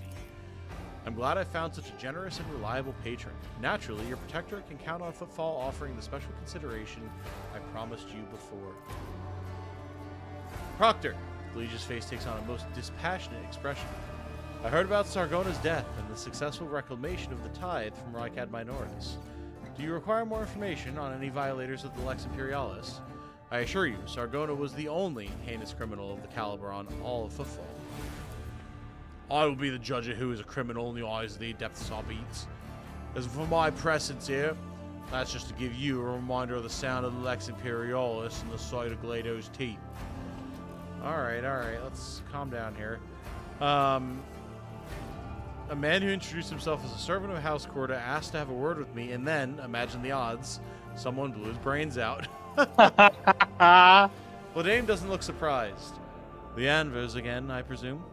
Those anarchical degenerates don't care whom they shoot, be it my servants, yours, or those in the employ of House Corda.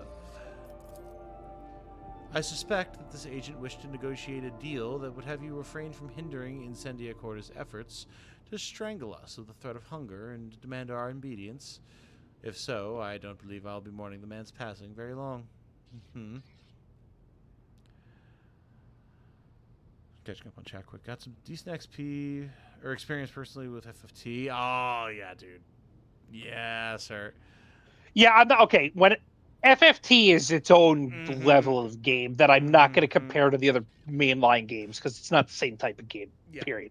FFT's phenomenal. It exists in its own category. Absolutely. Yeah. FF8 is one of the few time travel shenanigans stories I actually enjoyed. Yep, I absolutely enjoy it for the same reason. Yeah, again, I'm not saying that FF8 was... I'm not one of those people that's like, this game is trash, I would never play it, it's garbage. Like, it's good. 7 was just better. It's just... It is. That's fair. That's fair. Now, somebody said that the third best Final Fantasy, which I'm assuming you're talking about 8, so what's the 1 and 2? That's the real question. That is an interesting question, yes. From mainline series, because again, like spin-off things and then like FFT and stuff are their own thing. For me personally, FF8 is definitely very high up there. 16, I know, hot take, people don't like 16 because it was like an action RPG, but I adore 16, so that's up there. But I'm also one of those people who thinks that FF15 was actually really good. So I know I have some hot takes when it comes to the Final Fantasy community, but I definitely think 15 was fine. It wasn't bad. It was just different. And I didn't play 16 yet, unfortunately, but I have heard that 16 was way better than 15. I would agree with that. Yes, I would agree with that. But I think because 15 was so like modern pilled, and 16 kind of went back. Oh yeah, well 16 was very Game of Thrones, whereas 15 was like, it's Final Fantasy, but also the boys are on a road trip and you can get cup noodles. Let's go. Yeah, it's like The Hangover Part 4. Like, woo. I loved the world of 15, and I loved the interactions that the main cast had with each other. It was very cozy in that way, but I get why people wouldn't like it as a Final Fantasy game, but I also don't think it deserves the hate that it's always gotten either. Whereas 16, I think, is just out and out good.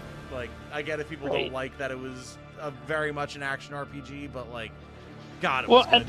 And the other part of that too is I think once they got past 13, because they changed how the combat stuff goes, and even like the FF7 remakes and stuff, like they went into the action RPG a lot heavier to change up how the game works. You can't compare the two. Like, yeah, no, I would agree with that. I would absolutely agree with that. And it's also like 1 through 6 kind of fit its own mold, even though they're comparable to like 7 changed the game, and then they changed it again when 15 or when the remakes in 15 came out. Like that, there's like 3 different brackets of the series. It's been going on for 30 years. Yeah, and they've always adapted and grown and changed and everything, and I appreciate that they're willing to do that with it. Like, there's always new territory that you can explore while still having it be a Final Fantasy game. Well, even look at Pokemon. Like, they made the new game with the new combat system when ZA came out, and it's like you completely changed your game, and it's so much better than the other ones have been the last few. Now, here's the real hot take. This was on a stream that I did solo. Did you know apparently it's very much a hot take to think that Legends ZA is actually good? Yes, I knew that because people hated the idea that they changed what Pokemon is. Like, I was shocked when people were amazed. They didn't like flame me for it, but they were just like, "I'm so surprised because you're like the first person with an audience who said that they really enjoyed Legends ZA." I was like, "Why wouldn't I? It was awesome." I watch a decent amount of a group that plays Pokemon like regularly. They do like Then We Fights and stuff a lot, right. And they loved ZA. Like, people that actually play Pokemon like as their job, quote unquote, like that's their videos, love it. That's where I base my stuff off of. Like, these are people that play this game for hundreds of hours and say it's one of the better games that's come out. I'm gonna take their word for it. Yeah. And I mean, I probably put a decent amount of time into it. It's a good time. It could have been better. I mean, there's parts that they could have changed, like being able to go outside of Lumios and stuff would have been awesome, but like the game was fine for what it is. Yeah. For what they did and how they changed it and everything, I think they did a good job with it for sure. I enjoy exploring the city. It feels like a city, you know? Right, and I think the big part of it too is because they put it in a not mainline game per se, because it was kind of it's in the Legends line more than like the mainstream games. They tried the combat system out on a smaller scale with a lesser audience to see how it would do. I think they're going to bring it to the main line going forward because people seem to like it, and I think once it gains more games and popularity and they tweak it, it'll just get better over time. Oh yeah. Yeah, they clearly want to because they've been experimenting with it since Arceus, you know? So like, they're doing new stuff with it. They're trying it out, figuring out what they can do with different types of attacks, real-time, still turn-based, yada, yada, yada, cooldowns, all that type of stuff. And yeah, what they have right now is definitely interesting, and they can do way more to refine it. So, yeah, I think it'll be good, and it proves the point that all these games that we've grown up with, we being like, you and me and other people in their millennials, their 30s or older who've grown up with gaming, need to be okay with the fact that their favorite franchises are gonna like grow and change over time to adapt and try new things. Like, that was the whole thing with Zelda. It went from your linear-ish dungeon crawling game to open world with Breath of the Wild and Tears of the Kingdom, and there's still way more you can do with that, and there's probably way more you can do with the dungeon crawl as well, but it's an example of the fact that things can and probably should change from time to time. And just being against that arbitrarily is just like kind of foolhardy and regressive, I would say, personally. I mean, that's everything. You can't just hate a thing without trying it just because you don't like how it looks. Me wanting to play the Marathon Server Slam because I'm so skeptical of Bungie, but I want to get the game the chance to exist on its own before I just dismiss it out of turn. Right. Absolutely. Also, with Badon, you're thinking of Final Fantasy IV with Cecil. That's 4. You're going way back, way further back than 8 or 9. Let's see. Final Fantasy X is my favorite soundtrack, though. FF10 does have a lot of going for it. I have to play it through all the way, but I did very much enjoy it. There's not really a Final Fantasy game that I would objectively say was bad, like, ever. Yeah. There's ones that are worse than others, but there's not like a game in the series that stands out that's like, this game makes me want to vomit because it is awful. Like, every game they put out is good in some aspect. Yep. It's just some are better than others because that's how things go. Yeah, it's I've thoroughly enjoyed every single mainline Final Fantasy game I've ever played, and that would be 1, 2, 3, 4, 6, 7, 8, and then it starts to fall apart a little bit. 12. Actually, I need to give myself a correction on that one. I'm still not a fan of 13 to this day. 13 was the only one that I dropped just because I really couldn't get into it. And people tell me, oh, you don't understand the combat system. I just didn't have a desire to learn the combat system. That was the issue for me. Yeah, I think 13, once you got to a certain point in the game, it got way better, but like... That's what I've always heard, when you get to Pulse. Yeah, but that's a lot of time. Mm-hmm. Yeah, well, plain and simple, like Dragon Quest VII, the OG, not the new one, was literally you didn't fight a creature for 3 hours of gameplay. People were like, what is this nonsense? And if you didn't get past that, you were like, this game is awful. I will never play it. But it was like, they built the story, like they built the foundation of what is happening so well before you fought anything. But people didn't like that, especially now because everyone wants instant gratification. Yeah, back in the day, it was like, oh my God, this is crazy. I just keep walking around. There's no monsters. It's just me walking around with my little dude in his green hat trying to figure out where these rocks go. Like, yeah, man. I mean, God, that gets into a whole game design discussion. And like you said, the need for instant gratification. And I mean, even just this conversation alone, I'm sure we've got people being like, oh my God, get on with it. But like, man, there's so much to love about old and new stuff. And it's like, yeah, if it needs to be a certain way, or, well, this is how it was done in the past, so it's not like that anymore, or whatever, like, that's just not a good mindset to have. But at the same time, if something just doesn't catch, like 13 did for a lot of people, going back to Final Fantasy, like, I feel like that is just a game design issue. I want to go back to it and, like, re-experience it now with a fresher mindset, but just the whole paradigm system and being, like, sort of turn-based, but not, and then, again, like, I know it opens up when you get to Pulse. I've heard that 5 million times, but at the same time, everything I played for, like, 20 hours was just run down hallways with your loud-ass footsteps and fight the things you see coming, and then a cutscene happens, and it's like, this isn't Final Fantasy as far as I know it. Yeah. Yeah, it's fair. And that was, I think, the thing with the Dragon Quest, the reimagined, like, they took the element of the game and the same feel of what the game was and turned it new age. So it keeps the story, but it's not as drug out. Mm-hmm. I like the drug out game because I have the nostalgia factor of playing it when I was a child. But like, for people that never played it before, they may not want to sit and run around through town for 4 hours before they get to actually play the game. Like, I get that. So they took that and the element of the game, sped it up so people could experience the story and see what the game is and all the good parts of it, while cutting out a couple things that I wish they kept, but I understand why they did it, of more tedious, grindy stuff, so you don't have to do that to progress the game, but you can still enjoy the story that people have talked about since the game came out in the 90s. Right, exactly, which is good. Or 2000, whatever it was, 2001. God, yeah, probably. And from what you've said about it, and from what a lot of other people that I kind of trust the opinions of have said about it, it has worked out for the better for people who are new to it. You know, maybe if you know the OG and like you said, have the sort of nostalgia for it and that expectation, it might be weird, but not even necessarily bad, just different, just odd. Well, and it's kind of the same thing. Like Final Fantasy VII and the remake, they're the same game, quote unquote, but they're not. They're two different games that live in the same universe that are the same, but they're not the same. You can't compare them to each other. Definitely. Completely agree. And I love them both. I absolutely adore both of them. I have to play the second part of the remake trilogy, but same. But I absolutely adore remake itself, and I adore Final Fantasy VII. But yeah, trying to say that they're the same game is like, no, same characters, similar story, depending on certain things that begin to happen. But like you'll recognize the same beats, but the way you engage with them are completely different. And there's nothing wrong with that in any way, but it's the advantage of art being able to evolve over time, but the previous art still existing. One doesn't replace the other.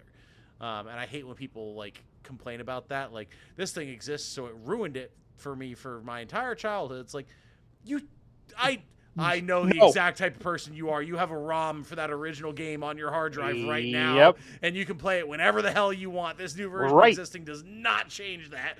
Do not even begin to try and tell me that it does. Right. Well, and that was the thing, like, to the comment of things turning into ARPGs from RPGs. Like, the Dragon Quest VII Remake, they literally kept the same turn-based combat because people loved it so much, and it's the Dragon Quest. That is the experience of the game. And the fact that they could make it into a modernized thing, but then keep that. Expedition 33 kind of did the same thing, right? Like, they kept turn-based combat, but added just a little twist to it. People loved it because turn-based combat is something people have lived with for 30 years plus. And love it. Why change that thing? You can modernize it without eliminating it. And even that, like, if you want to go a different direction with your property, because that was the whole thing of, like, Expedition 33 is proving why Square Enix has made so many missteps with Final Fantasy. It's like, they're conflating two different issues here. People love turn-based, but people also love ARPGs. So if Final Fantasy wants to go in that direction and see what they can do with that format for a series that has been turn-based tactics in some form or fashion, or just a turn-based RPG in some form or fashion for 28 years, then fine, let them. But, like, you can still acknowledge that turn-based stuff has a place. See Baldur's Gate 3, one of the most successful games of all time, is a turn-based RPG. Like, it's odd when people get so defensive over, like, what style of game it is, just because, well, that's how this franchise has always been, you know?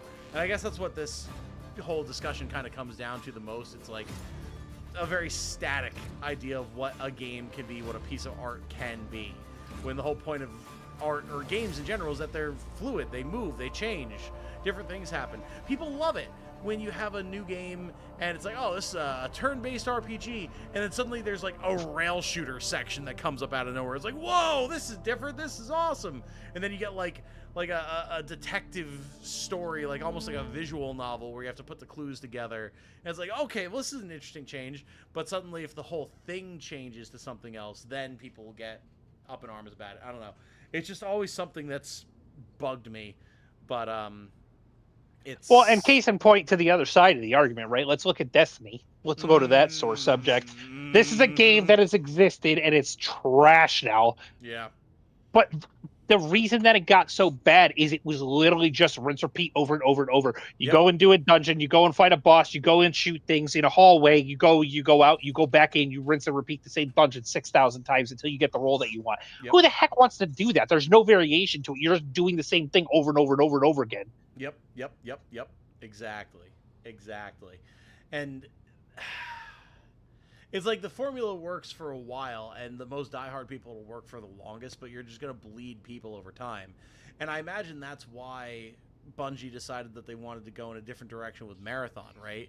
Even though Marathon, by all rights, and again, this is kind of a hypocritical thing to say given what we were just talking about, but Marathon, quote-unquote, should be a very, like, deep single-player, almost dungeon crawl first-person shooter, because that's what the original games were. They decided to take it in a different direction from that, and from their most successful, arguably, property ever with Destiny, because I think numbers-wise, Destiny has done better than Halo, but I'm not entirely sure on that. I was going to say, that's a crazy concept. You might be right, but... I think it is just because of, like, the evolution of the gaming ecosphere and everything, but even if it's not, it's still way bigger than, like, anything Marathon ever did previously. But wanting to do something different with it because, yeah, that formula got so stale.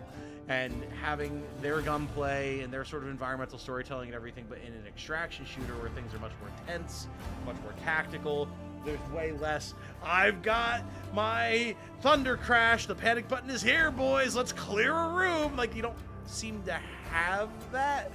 And it makes for a very different type of gaming environment. And so I get why they would want to do that for the exact reasons that you're saying of just what happened to Destiny over the years. Well, and I was going to say the other part of that is they're like hitting the factory reset and going back to the roots. Yeah. Really. Like, that's what they need to do because their company screwed up so bad because Destiny was so trash. Yeah. And listen, I'm not going to sit here and hate on Destiny. There was times when Destiny was really good. I love looter shooter type games, like, and MMOs are my jam. Like, all of that stuff. When Destiny 1 came out and I was like, they made a shooter that's an MMO, I'm in. Like, that period. That was my thought. And then Destiny 2 came out, and I was like, I would rather get flogged out in my driveway than play this game because it's just not good.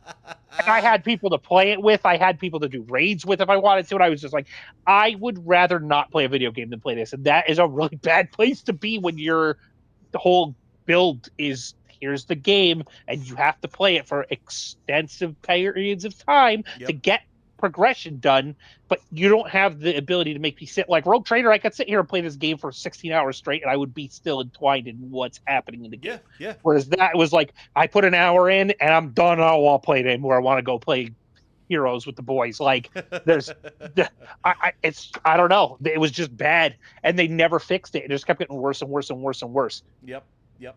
Yeah, it's the eternal idea of like change is good, but only if you have a vision for it. And on the same vein, having a vision that works, but just keeping it the same thing forever is just as bad. Like, you have to be able to find the middle of the road. And that's why I'm going to lead us back into leaning a little bit more towards the actual stream and not this 20-minute tangent that we went on. But I do enjoy a good discussion about game design and just the overall ecosystem. We need to start a podcast. How do you feel about starting a podcast about I'd be video down games? for it. I've been thinking about it for years, honestly. I really have. A conversation for another day. Oh, yes.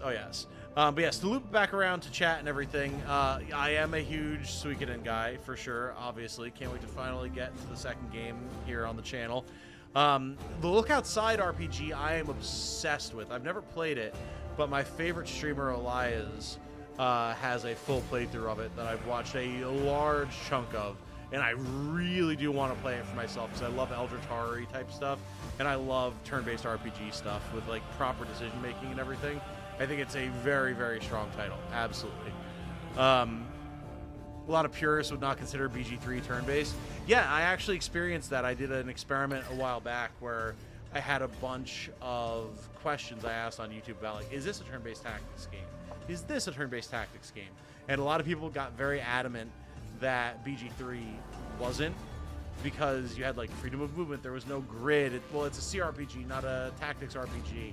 Like, well, that wasn't the question though. Like, it can be a CRPG that also functions using a turn-based tactics system, which it clearly does, regardless of the fact that it uses like action points and stuff. Like, it's still, that's how it functions. So yeah, there was a lot of discussion of that with the purists and everything as well, for sure. Halo's more fondly remembered than Destiny. Oh, no doubt about that. No doubt about that. Listen, Swords and Shotties on lockout at 2 a.m. at your buddy's house having pizza in the basement was like peak. Like, that was the time to be alive. Yep. Absolutely. No doubt about that. But yeah, I mean, the peak Halo days were a much smaller gaming community than now with Destiny and everything. There's so many more people who play video games, even in 2014 when Destiny came out, compared to the peak of Halo. So, just right, and it was a lot more personalized too, because you weren't playing online with random people at that point. You were like, you and your buddy and your buddy and your buddy brought their Xboxes all to the same house and like set up the whole LAN system. Like, that was what people did back then, which made it a lot more. I think people have better memories of that because you're hanging out with all people you know. It's not interacting with other people that are like just a random dude on the internet. Not just shitheads online. Yeah, exactly. Yeah, no, it's shitheads in real life. Yeah, but then you can laugh together and then go grab another slice of pepperoni and forget about it. Yeah. You're playing Wesnoth in the living room until 6 o'clock in the morning. For 3 days, we stayed up for 3 days straight and beat that whole, watched FMA straight. Remember that? That was crazy. Oh, yeah, absolutely. Oh, God, no, Brunt, bringing it back around. BG3 is muffins and Final Fantasy is cupcakes. Oh, no. Oh, no. Does that mean that Final Fantasy is better than BG3? Because cupcakes are objectively better than muffins. I'll see. I would disagree. I like a good muffin more than a cupcake, honestly. I do too. But I think the majority of people would probably take a cupcake over a muffin. Well, the majority of people have worse opinions than we do. So, like, the majority of people think the mediators are good in FFT. So, I mean, let's just table that conversation. Oh shit. All right, I've been slowly chatting with Ladame Tokara, the liege here, and basically being like, you're a screw-up and people keep dying here. What is going on? And he keeps reflecting. So I said, I'm beginning to resent how frequently the people I converse with on this station wind up dead. And he goes, that is indeed lamentable. But these are the times we live in, and this is Footfall. Its denizens don't always look for a reason to spill blood. All right, well, I found and neutralized the Anver's agitator-in-chief. That is a truly outstanding accomplishment, your lordship. Footfall can now rest easy, at least until the next mad hoodlum makes himself known. All right, show me your wares, you schmarmy bastard.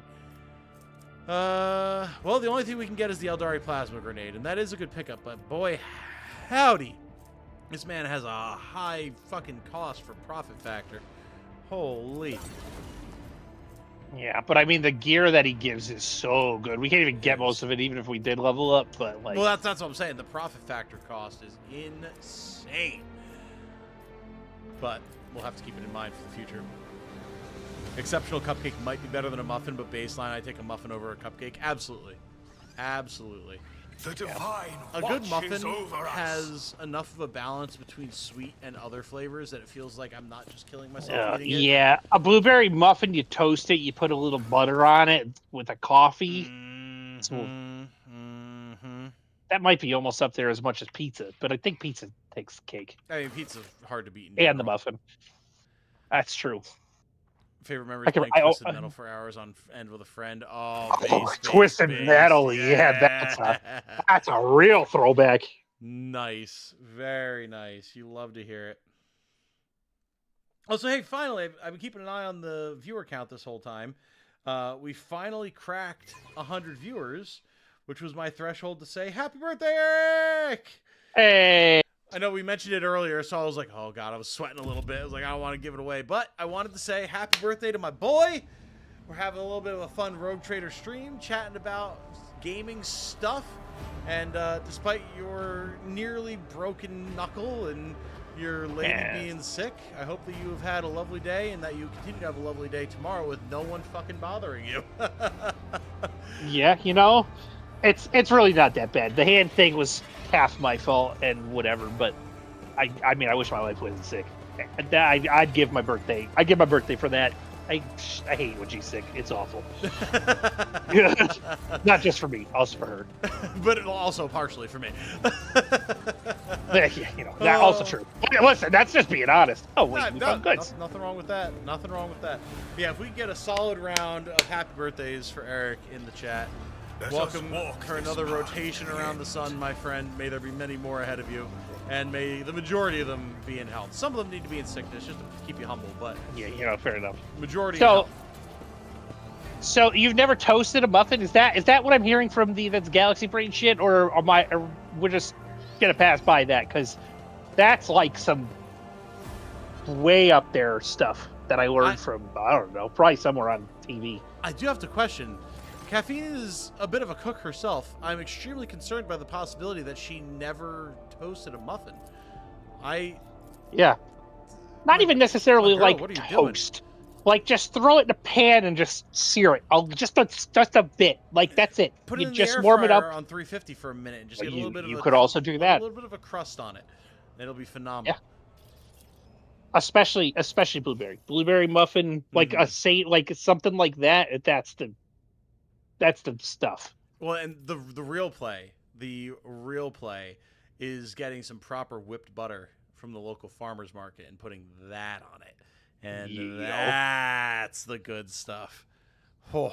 You're not being gaslit. I'm genuinely being serious. Like, this is a thing that I saw on TV and assumed that people knew about, but maybe that's not the case. Well, I mean, I always knew about it too. It's the equivalent of toasting a pastry strudel. Like, it's just a muffin instead. Well, it's like heating up bread.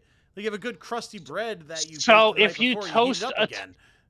you toast a toaster strudel, does it make it a ravioli or is it that a strudel? Oh God. Jesus Christ. I can't do this again. Oh. Good golly. All right.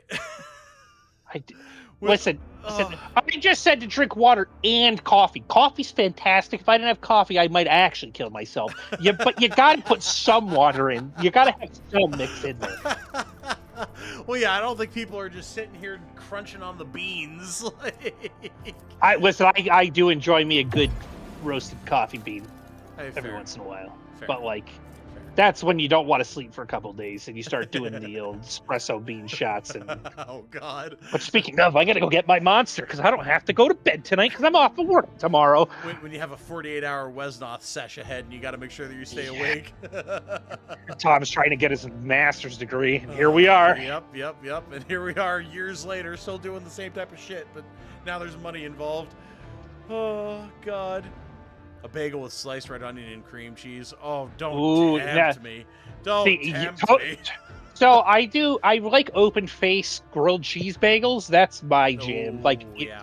Bagel with a slice of tomato and then cheese on top and a little bit of mayonnaise. It's the shit. Salt and pepper on that in the toaster oven. Well, what you do similar to that, my mom would actually make like homemade pizza bagels back in the day.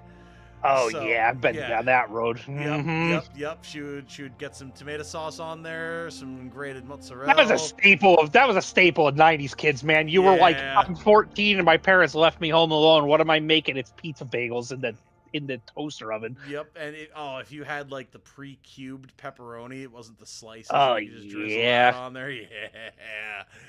Oh, good stuff. I forgot about the staff of the Endless Flame. I really want this. Poor Caffeine is fighting for her fucking life in the comments. Listen, I do drink water every day. I show up to Legman streams and get Listen, slandered. no one's slandering. I just said to make sure you're doing both. If you are or not was not what I was in question of this time. Also, I was going to ask how your friend was doing, because I know last stream you were saying there was some stuff going on. Oh, yeah. So I want to bring that up in solidarity of, I didn't mean to be an asshole last stream and make it out to be like a joke. I genuinely was making a joke out of that, not at anyone's expense. No, yeah, I hope that she is doing well. I was thinking about that yesterday as well. Yeah. So best of luck, best of well wishes for you in your anxiety and for her in her actual health. Yeah. But no, we need to commission a custom crafted like the Veer hats, like the Schmitty Wergerman Jensen hat, except it's like structurally enhanced, so you can have two like gallon water jugs on either side and just hand it to Caffeine and be like, here you go, drink all the coffee you want. I told you about my sister when she would drive from Erie home. It's like a 5-hour drive. And she would have her water bottle on the floor, and it was like one of those 2-gallon like marker ones where it's like, oh, drink this much by this point in the day. And she would drink it on her drive home and not stop to go to the bathroom. And she would drive the entire drive home. I'm like, you drank 3 gallons of water and didn't pee. I don't know how that's physically possible. She was a thirsty gal. Yeah, no kidding. Like every day. I think she still does that. She drinks that much water like every day. And she's about 80 pounds soaking wet. It's crazy to me. Yep. Good Which, Lord. I mean, you're drinking that much water, you're probably soaking wet all the time. But... Yeah, right? You're just exuding it out of your pores because your body doesn't know how else to handle it. Thank you, Eric. I'm just bantering. I promise. She got scans and they found nothing. Just gave her pain meds. She's feeling better last we heard. That's, yeah, good. Pretty much exactly what happened to Jane as well. So, sounds like a really bad migraine. And you know what? Good that she got checked, and I'm happy that she's doing well. Oh, speaking of Jane. I was going to say, Jane scared the shit out of Tom. I didn't even have to see it. I knew it happened. Hello, darling. How are you? Good. We're just catching up with Caffeine because her friend was basically having the exact type of extreme migraine symptoms the other day that you had, that were like almost potentially stroke level, so they wanted her to like get checked out and everything. But now she's doing well. I gave her some pain meds, some water, and sent her home. So pretty much what happened to you. So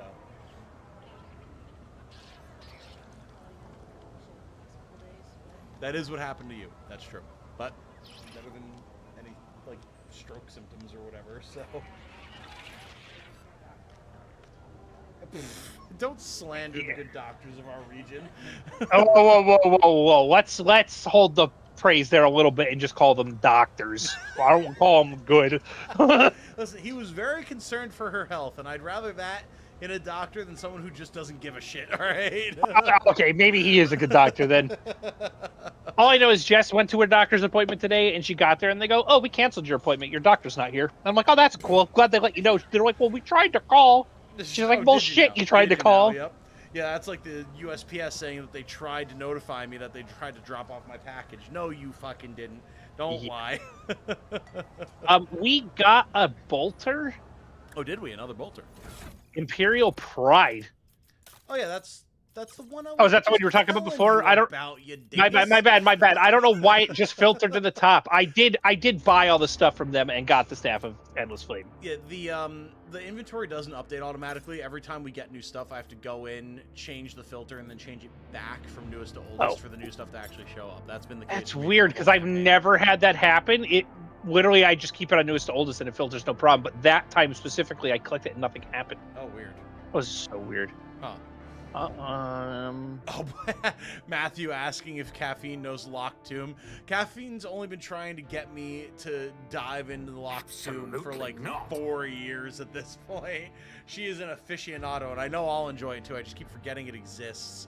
And someday I'll actually have the time and the mental wherewithal to get into something else new as well. okay, not to totally get back into Warhammer, but like, hi Jane. It's Eric's birthday. Oh, happy birthday, Eric. Thanks. We're having a great time. Jess has the flu. I almost broke my hand yesterday. It's a great time. It's a great time. Yep. Yeah. Just Eric things. Yeah.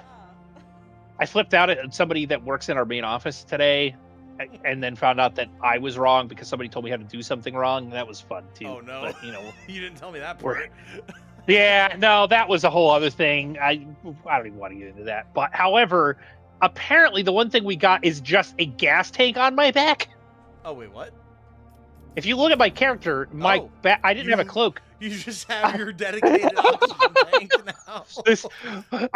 This thing just seems pretty good anyway for my character, but like, oh, sorry, it's not an oxygen tank; it's a drug tank. Got it. Oh yeah, no, I know what it was, but what it looks like. My man just strapped the Fent tank to his back, and we're going on our way. Got the fentanyl ready on rip to just kill people at a will. You want to see me become a pyromancer? Whoosh! You can do this too with the power of Fent. Let's go. Oh my lord! Don't break the hand that feeds you muffins. Well, that would be. Actually, no. Neither Jane nor I really eat that many pastries anymore.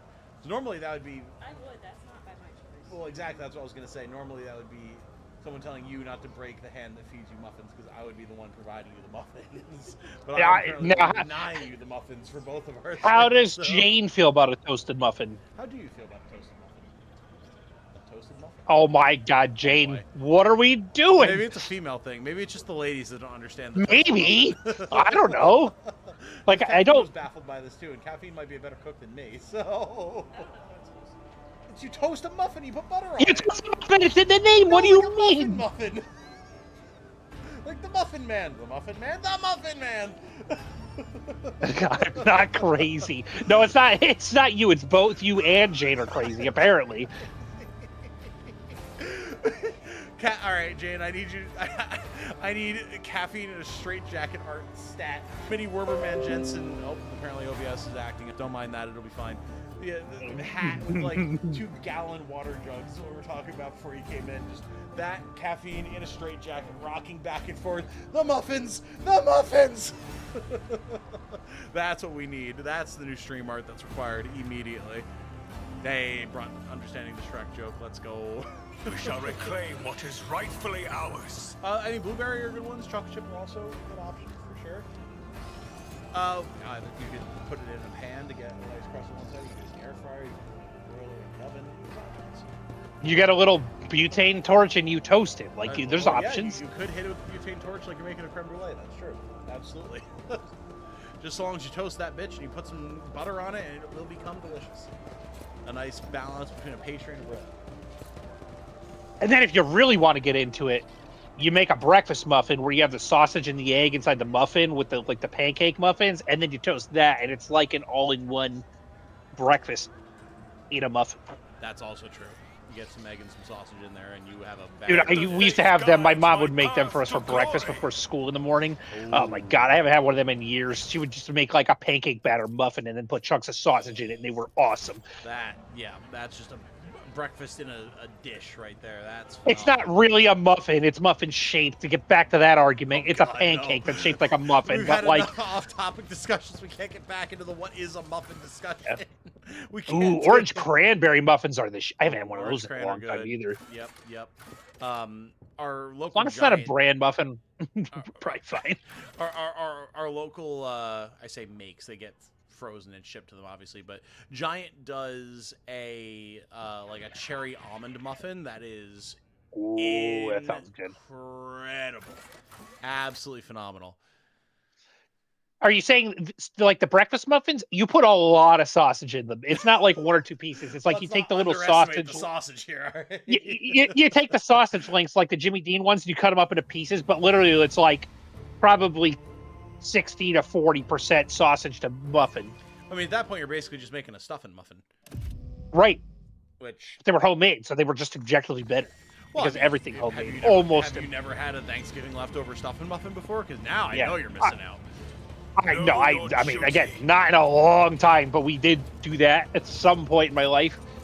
You get some actual like Thanksgiving stuffing, some leftover turkey. You get some sausage because I'll tell you- sausage stuffing like a You civilized know- human being. You know who you would like to watch their stuff? There's this guy that does this like shorts. They're called Roll for Sandwich.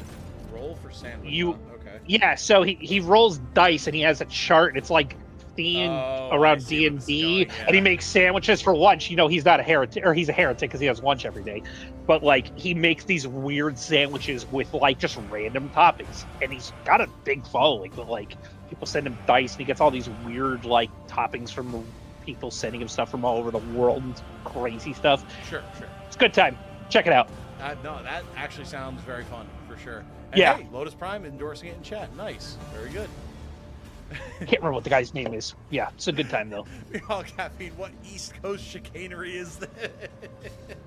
Listen, Caffeine, if you've neither toasted a muffin nor had a Thanksgiving stuffing muffin, I regret to inform you that you have missed out on some critical culinary life experiences, my friend.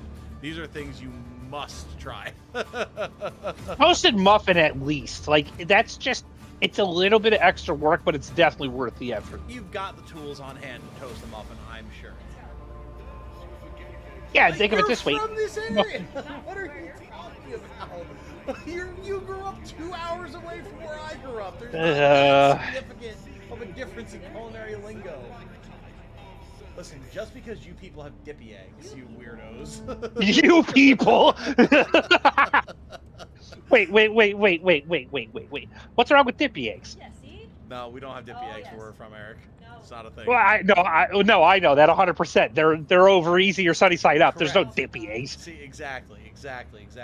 Now, if you do wind up getting a dippy egg, there's nothing wrong with it, but it's just not the right name for it. That's all I'm saying. That's all I've ever tried to Listen, argue. it's like the girl that I went to high school with that called grilled cheese toast, and I wanted to hit her every time because that's not right. you're objectively That's wrong. not right. Yeah, that was the thing. Dealt with that too. That's just incorrect. Yeah. Or I like think we can people up all here agree call- on that. Other side of this is Wimpies. My family's called Wimpies forever. Yeah. It's not a thing. It's a regional thing. No one else anywhere outside here calls them that. They call them Sloppy Joes. I mean, I've also heard them called sloppy joes, but like, there's an entire but- chain of like ground beef and sauce sandwiches called Wimpies. That's not just a Northeast PA thing. Maybe I have it flipped. Is it Sloppy Joe's is the one that's only one of them is something that Maybe. people not from around here are like, I don't know what you're talking about. Interesting, because there's a sandwich company that was. I mean, maybe they're defunct now, but they were called Wimpies, and they were just like different varieties of sloppy joe. Yeah, that's what I've always known it as for the most part. I just also knew of Wimpies. Right. Awful, everyone knows it's buttery, cheesy toast. All right, now you just sound British. and that's All right, a whole who's getting a different ban? I looked away from chat. I'm banning somebody right now. Oh. Buttery cheesy toast is wild. What? Always called them Sloppy Joes. Sloppy Joes is nationwide. Okay. So yeah, maybe it is Wimpies is more of a regional thing. I don't know. Yeah. Heard of Sloppy Joes, never heard of Wimpies. Okay. Maybe it's Wimpies. Yeah, I thought it was Wimpies. That was now.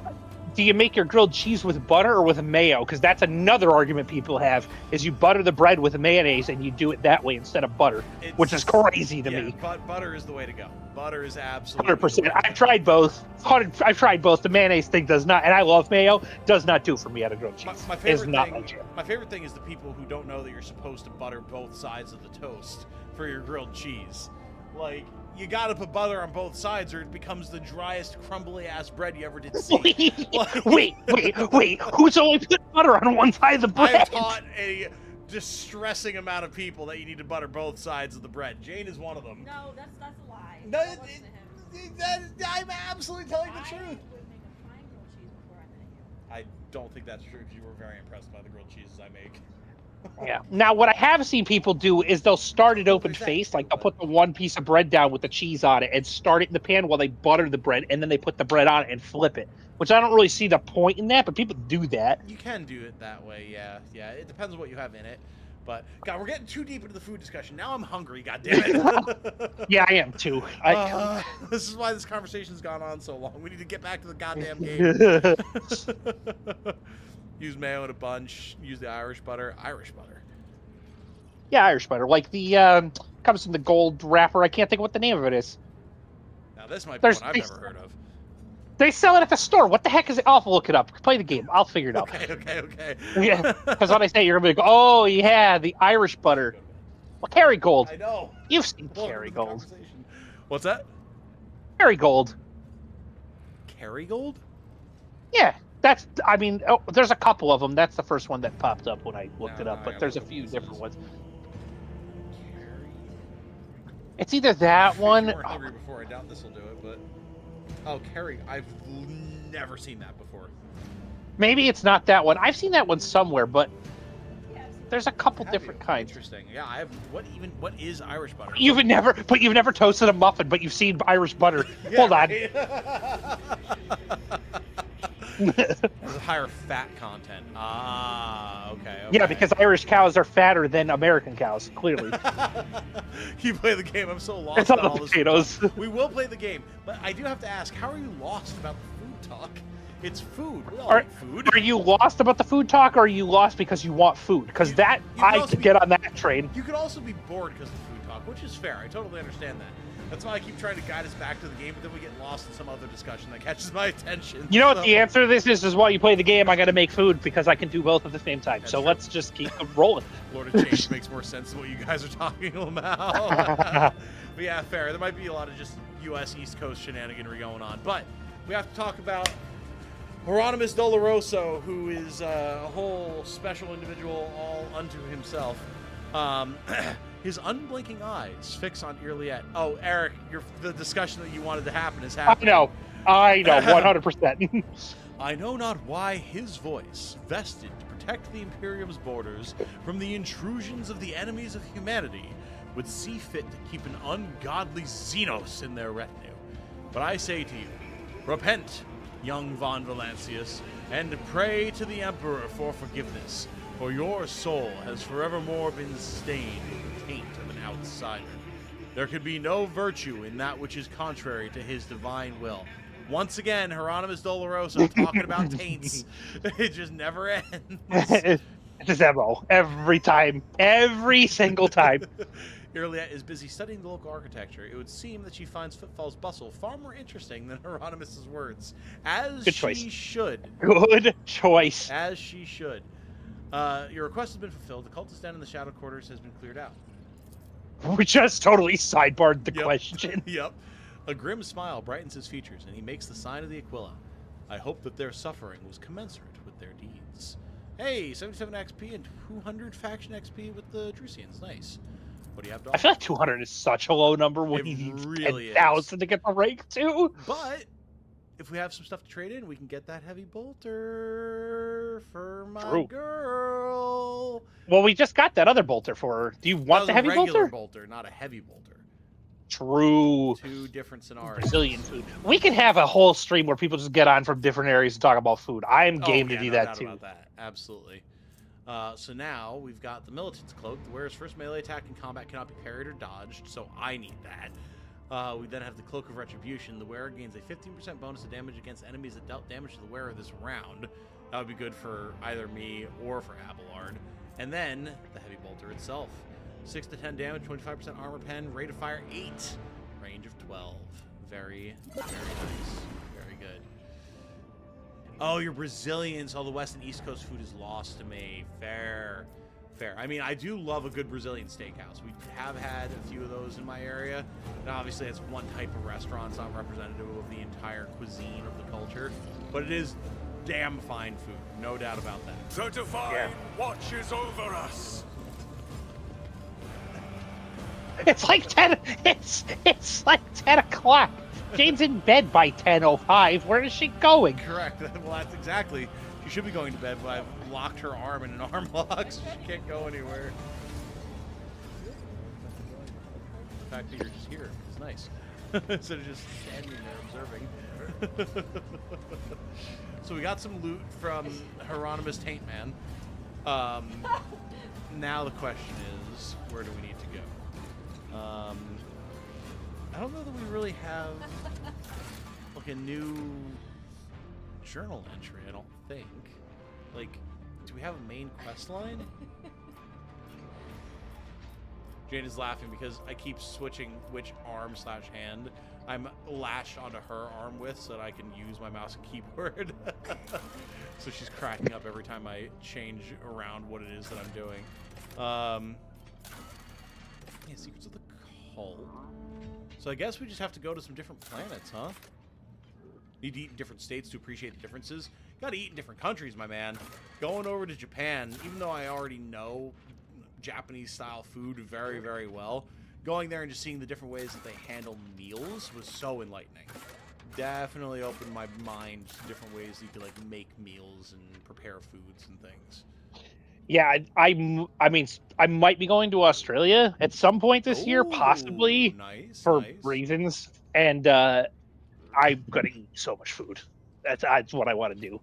That's like how you learn about the culture places. Go eat their food. I mean, yeah. Food is culture in a lot of ways. So without food, cultures become a lot more similar very quickly. Eggs, fried banana, and a special paste.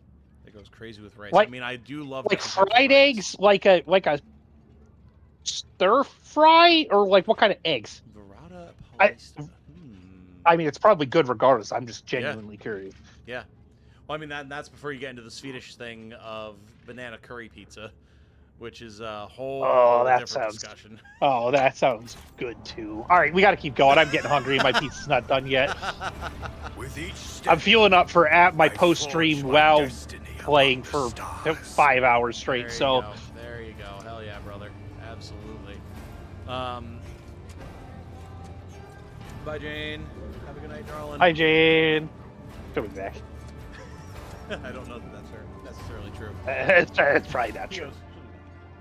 Look, no, she's gonna hit the sack and she's gonna be out. I promise you. Probably accurate. Watermelon, onion, and mint salad. Ooh, that sounds good too. Interesting. All right. One of my favorite salads, we have a summer salad. It's literally just tomato, onion, and cucumber with like I don't know. It's not really a vinaigrette, but like a oil and vinegar dressing on. I love that stuff. It's so good. I mean, that's just like a step away from a good bruschetta, honestly. Right. Which bruschetta is like one of the best things ever. There's actually let us walk this path to the end. I was gonna say, didn't we already go here? I clicked on the wrong. We've gotten turned around. The pizza's too strong. There's a farmer's market near us, and there's a local guy who does all of his own flavored olive oils.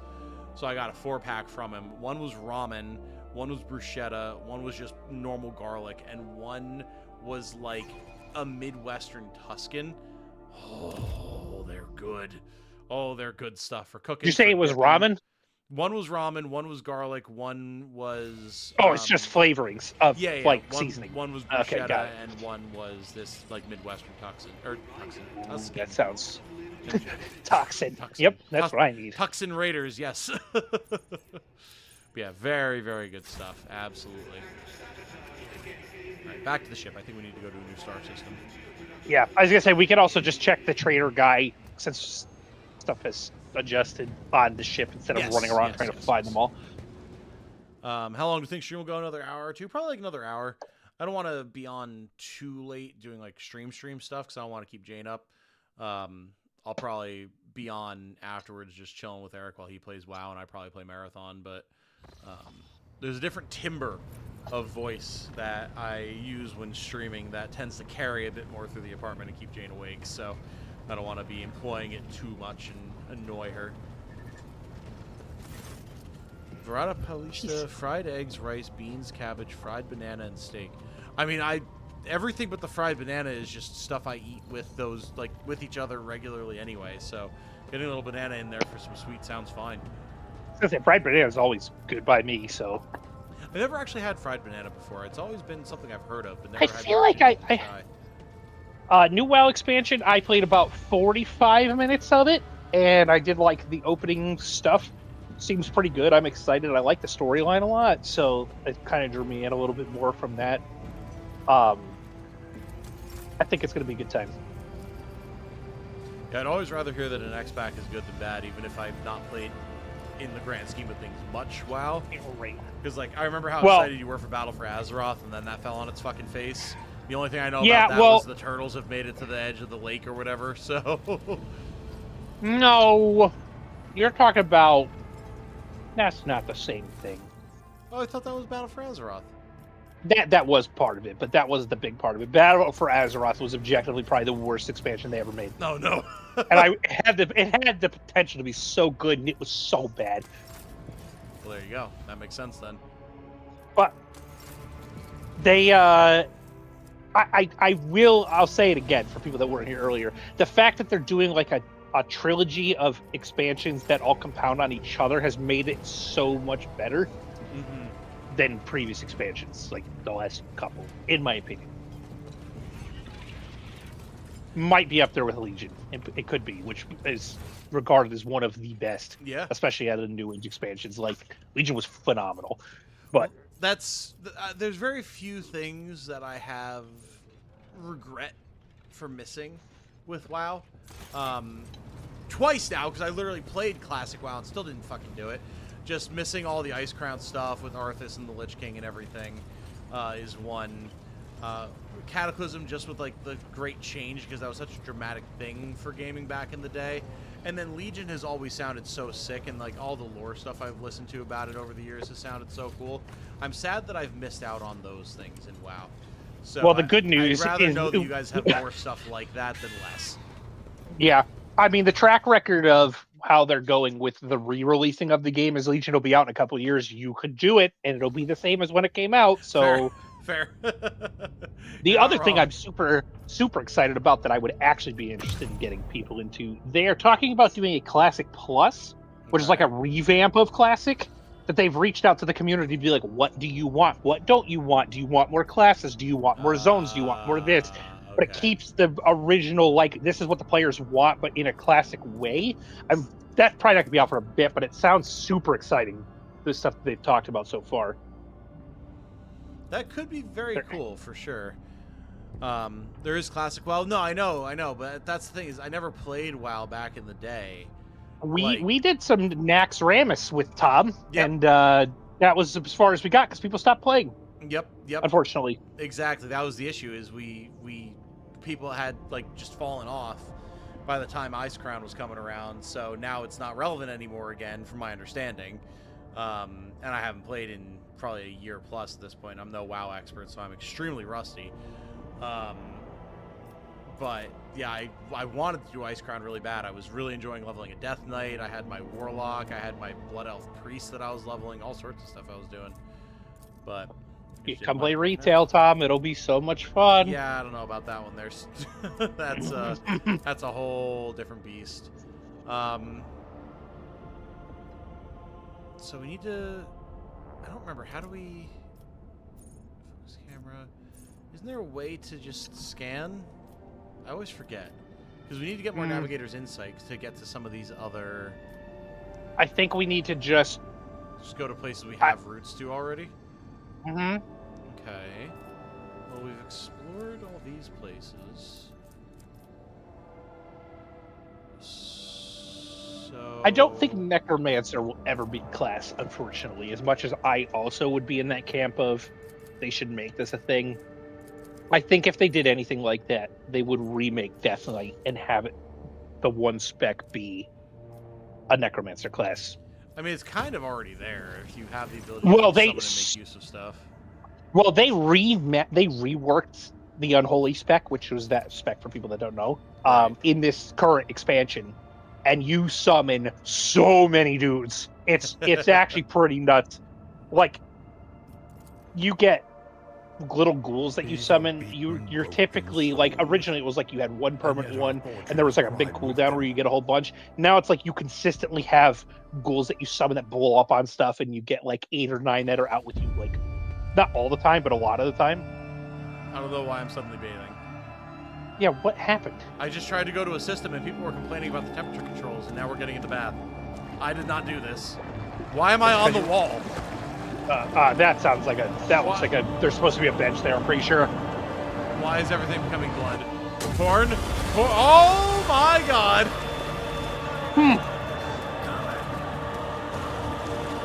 Oh. We either made somebody really happy or really sad. Brother, I was just trying to go to a different system.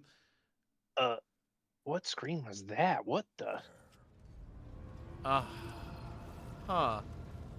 Wait, an assassination attempt? Who said anything about an assassination attempt? Oh, they were trying to turn us into soup. Oh, yep, there you go. There you go. Sourback, how could you let this happen? An assassination attempt upon the rogue trader in his own chambers, right under the noses of your enforcers? Master-at-Arms radiates grim fury. Her eyes are dark, her lips pursed. With a practiced hand, she removes the maul from her belt and offers it to you. An unforgivable error. I accept full responsibility and ask for due punishment. Okay, but like you're horny for that type of thing, so I'm not going to give that to you. The best part is she just was like, oh, an assassination attempt on God himself on this ship. Oh, it's fine. Just beat me with this hammer. Yep. Yeah, I want an explanation, not vain self-chastisement. Put that weapon away and report. Hesitates for a moment before putting them all away. Understood, Lord Captain. Reporting. All adjacent decks have been isolated. We've begun our search for the culprit and have set up investigation headquarters on the officer's deck. The substance has been analyzed and confirmed to be blood containing traces of major mutations.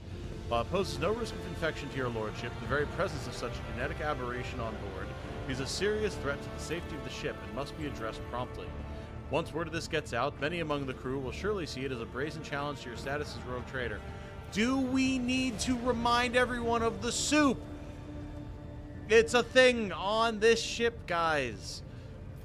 What genetic aberration? The heresy of mutation. Mutants are vicious beasts who sow only ruin and death. They are devoid of all humanity, and the vile blood that runs through their veins feeds their unclean thoughts and urges. Numerous accounts speak of entire colonies falling prey to bloody uprisings staged by these creatures, all because their governors were too squeamish to order genetic purges. Hey, Badon, how you doing? Alas, the Imperium's enemies are not limited only to these outside its borders. Mutants can become a considerable threat, especially when given the chance to organize. The heretics have revealed themselves and are eager to fight. Then fight we shall. Let the vessel be purged of their filth. Lord almighty, she needs to just calm down for 3 seconds. Sometimes it falls to the Arbites to conduct such purges. Mutants on lower hive levels breed quickly and often become a threat to the stability of the entire planet. I know only too well what these miscreants are capable of. Could this have actually been an assassination attempt, or are y'all overreacting? They would have filled the bath with acid or poison instead. There are easier ways to kill someone than drowning them in blood, as foul as that blood may be. I beg to differ. Were something of this sort to happen to me, my heart would surely stop. Well, okay. Oh, blood's where you draw the line. You ate 100 pigeons in your bedroom for funsies. Like, but God forbid there's a little blood in the bath. I might have a heart attack and die. As one, every enforcer present gets on their knees. Lord Captain, this incident has cast a shadow on our honor. We only ask for one thing, a chance to absolve ourselves of our guilt. Allow me to head to the officer's deck at once that I may lead the investigation personally. Lord Captain, on a previous occasion, it was your intervention that resolved the matter, that my own rigidity... Oh, this is an Abelard quest. That makes sense. Aha! Had only succeeded in making worse. With all due respect to Mr. Sourbeck, perhaps she would benefit from your fresh perspective. Hey, Ablard's hurting. He's come around. Seneschal, do you think so little of me that you would rob me of a chance to defend my honor? Oh, I mean, we gotta go handle the blood cult, right? Like, come on, it'll be great. We can, but I want to have her come with us, so we're going to preside over it. Of course, Lord Captain. I will arrange for an area befitting your status to be prepared on the officer's deck. We don't need an area. She accidentally killed them with her emotions. She did not eat them or intend to hurt any of them. And yet her emotions killed them. I feel like that's worse. Yeah. Alright, well, it seems like we have a new destination. I'm assuming it would be this way to another compartment. I would think that's accurate. Aha! To the officer's deck. Away! Alright. So now this feels like a Solomorn thing and also an Argenta thing. So I'm going to drop Pascal and bring Argenta. You think it's a Cabela thing? It's the blood from the blood cult. I feel like there could be some interesting Cabela discussion. Yeah. So all right, swap our Aeldari lady out for her. We'll level her, switch some item around real quick, and continue on. I had my pizza with my hot sauce, and we're good to go. Oh, nice. Got some Carolina Reaper hot sauce from the Finger Lakes from Luke a while back. It's so good. Nice. Very nice. Yeah, for those not in the know, which is literally everyone here other than Eric, our buddy Luke has a garden, and he grows and crossbreeds his own peppers and makes some truly heinous concoctions with them. It's great. Oh, yeah. Sourbeck barks at the officers gathered before you. His lordship, the rogue trader, has seen fit to honor us with his presence in order to monitor the course of the investigation. You are expected to perform your duties immaculately and report your every step to me. Should any of your actions bring shame to the enforcers, you will answer to me personally. Lord Captain, the 3 officers before you have been tasked with conducting the investigation. The first, Captain Klein, is a veteran with a record of quelled uprisings of mutant abominations in the colonies. Captain Ginevri is young, but she has already preempted several mutinies among the ship's rabble. Lastly, there is Captain Roco. His interrogation skills deserve credit, and he knows how to instill fear and respect firmly in the minds of the riffraff. You see fear and respect in the Enforcer's eyes. After all, not only must they prove themselves to the rogue trader today, but also to a true master of investigation. Oh, that's right, because I was in Arbites. Cool. Yeah, that's pretty cool. That's fun. After carefully assessing the officers' bearing and their uniforms, Abelard nods with satisfaction. Their drilling is good. Their service records are excellent. Let's see how they perform in the field. Alright, what are your findings? We've discovered a worker's corpse, mutilated and desiccated. We're still looking into the man's identity and position, but the chirurgeon's report has confirmed that among all the blood that was pumped into your bath chamber, the blood-carrying mutations was indeed his. How much blood did that man have? I was going to say, they must have had a nice cocktail going on. There's no way that one dude contributed all of that. He would have been looking like the Jolly Green Giant with all that blood packed into him. Kidding. Workers from the nearby decks have all been checked for genetic aberration, but the mutations identified are all within the norm for laboring masses. Oh, all within the norm for the laboring masses. Of course. Nothing abnormal here. I mean, once you get to the soup, everything's the norm, right? True. I like how they have stats like a baseball player. 12 insurrections put down. Yeah. Manny, the Insurrection Slayer Martinez, is personally known to have slaughtered the leaders of 12 insurrections on his own. Will he make it to the big leagues and serve the rogue trader? Find out in this season. Donnie Vermillion. The MLB. Oh, man. Oh. YouTube being consistently laggy and lowering video quality. It might be a service thing. Other than the one weird OBS disconnect we had about 45 minutes ago, frames have been solid on my end. But I know YouTube's been having issues recently, so it could just be on their end. Okay. Even taking into account the neighboring decks only, that constitutes hundreds of people. How do you plan to question them all? Our interrogation techniques are broad and varied. However, nothing loosens the tongue like corporal punishment, beatings, mutilations, torture, public executions. She almost purrs as she lists ways of making people suffer. When combined with psychological pressure, such methods work wonders. Solomorn coming in from across the room like, objection! You did not answer the question of how you intend to organize this process. So far, this looks like a fire in an obscura den. Although I don't know what else one would expect from the Proctor's cold gaze sweeps over the room. Amateurs. Sick burn! God damn! Sourbeck furiously jerks up her chin. Our methods may not be up to the highest standards of the Adeptus Arbites, but they will get us the results we need. I swear it on my honor as Master-at-Arms. Uh-huh. Now, immediately cease using these barbaric methods. Lord Captain, these methods may be brutal, but their effectiveness has been proven over centuries of practice. No criminal will confess if you ask them politely, but if you shatter their finger or courteously remind them how many unshattered bones they still have left in their body, well, that is a different conversation altogether. That is how the truth is born. Uh-huh. I gave you an order, now do it! Sourbeck's glove creaks as she grips her maul. Her gaze remains cold and calm. As you command, Lord Captain. Do you have any working theories? The mutants are plotting. Klein spits in disgust. They've been breeding like void rats, so they're getting cocky. Must have waited to infect your lordship with their plague. It wasn't an attempt on the Lord Captain's life, it was a threat. The rabble are planning a revolt, so they're trying to terrorize us. Soon you will drown in blood. Insurgents pride themselves on such metaphors. Meanwhile, Captain Roco is convinced that it was the work of Voitvir's surviving cultists. However, I believe this to be a warning rather than a threat. What we need to establish is who's trying to warn us and of what. What do you propose that we investigate first? I kind of had energy from the jump, holy shit. Listen, my man Solomorn was like, they're not doing stuff right. And if I believe anyone on this deck right now, it's Solomorn. So I'm going to go follow along with what his thought process is. He and I were Arbites through and through, you know what I'm saying? The body. Once we've ascertained the dead man's identity, we'll be able to locate his associates and narrow down the number of suspects. Captain Klein is in charge of examining the corpse. Yes, your lordship. I'm almost done with my report. As soon as it's ready, I'll deliver it to you. Then let's begin.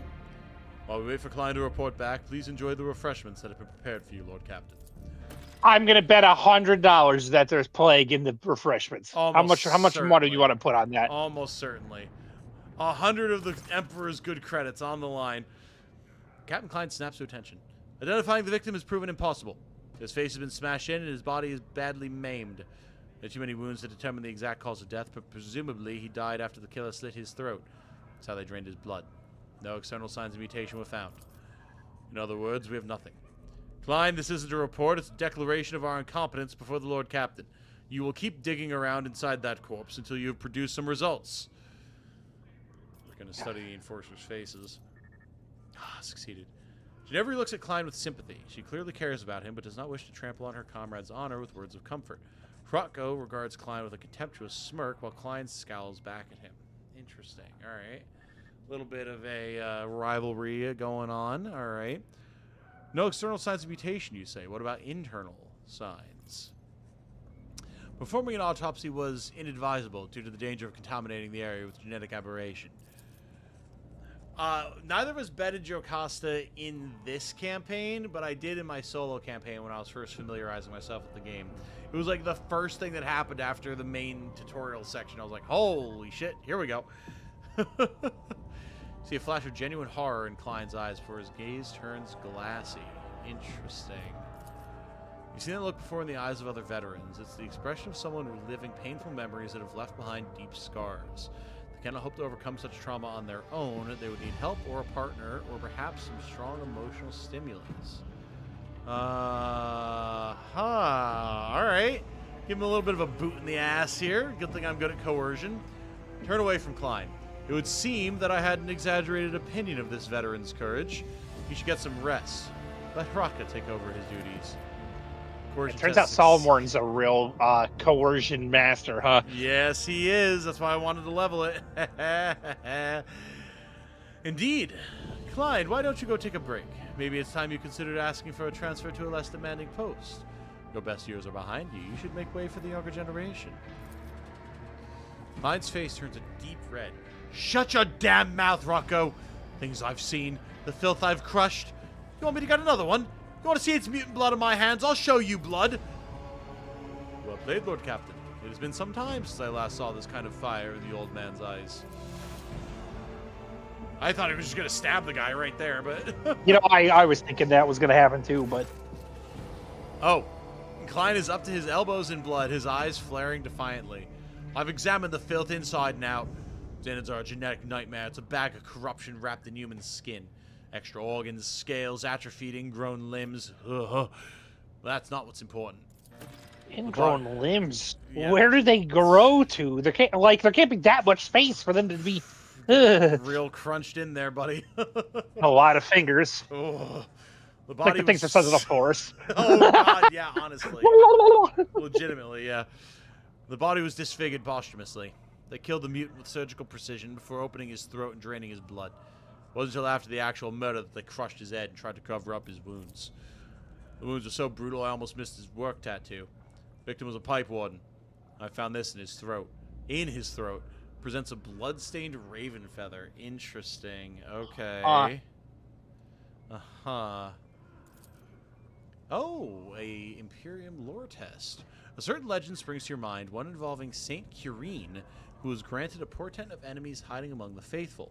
When Curine prayed to the Emperor for a sign that might reveal the traitors, a raven's feather burst out of her mouth to inscribe the names of the conspirators. What? Yes, of course. Oh. I, too, expect to vomit raven feathers to guide They my took path. Abelard the scroll to a new level. The whole quill came out of somebody's mouth. What the fuck? Only someone versed in the symbology of the Imperium could have left such a message. Interesting. Okay. Remember St. Corrine. Could this be a sign? Vile mutants do not make allusions to saints. This was someone versed in the creed. Uh-huh. Klein, I wish to gift you a glass of Amasec for your good work. You look like you need it. Klein accepts the glass and downs it instantly. Evidently, he is in no state to savor the bouquet and taste of the fine drink, or the bouquet and taste of the fine drink you have offered him. Alright, what tattoo? The Pipe Wardens are a worker clan that services the ship's sewer systems. The tattoo indicates the worker's status and personal number. This one was SP24601, Senior Pipe Warden. So they went from they couldn't identify him because his face was caved in to we know exactly who he was in a matter of we just looked at the tattoo on him. Yep, we know exactly who he was and exactly how many like stunted limbs he had shoved inside of his body. Yeah. Vomiting feathers sounds like Tzeentch corruption. Also true. Also true. What purpose was the corpse mutilated? Someone wanted to hide the cause of death. What I failed to understand is why they would then leave the body out in the open instead of disposing of it. It's imperatively find them, obviously. Would like to give us specific instructions, Lord Captain. Okay. Look for a lunatic. No. One cannot disfigure a body like that and stay clean. Look for any blood-stained garments, rags, and the like. Find the weapon or object that was used. Sip Amasec. Specifics are merely an impediment to flexible thinking. Follow your heart. Go figure it out for me, Jocasta. I'm getting drunk. Thank you very much. Yeah. I mean, of these, I feel like number 2 makes the most sense. I think so. It's definitely not number 1. So No, definitely not. If the perpetrator was in a hurry to cover their tracks, they may not have had time to dispose of the soiled clothing. I thank your lordship for your wise counsel. Yes. What's our next step? We should run the victim's identification number through the master work log cogitator. Any type of digital computer in the Imperium of Man. Oh, just explaining what a cogitator is. Okay. If its machine spirit favors us, we'll be able to narrow down the number of suspects. Ginevri, this is your arena. All right, so it's how do we handle each of the hooligans is how this is going, okay? Yeah. All right. Ginevri approaches you, followed by a dignified woman in crimson robes. Oh, God, the tech priests. All right, someone get Pascal in here.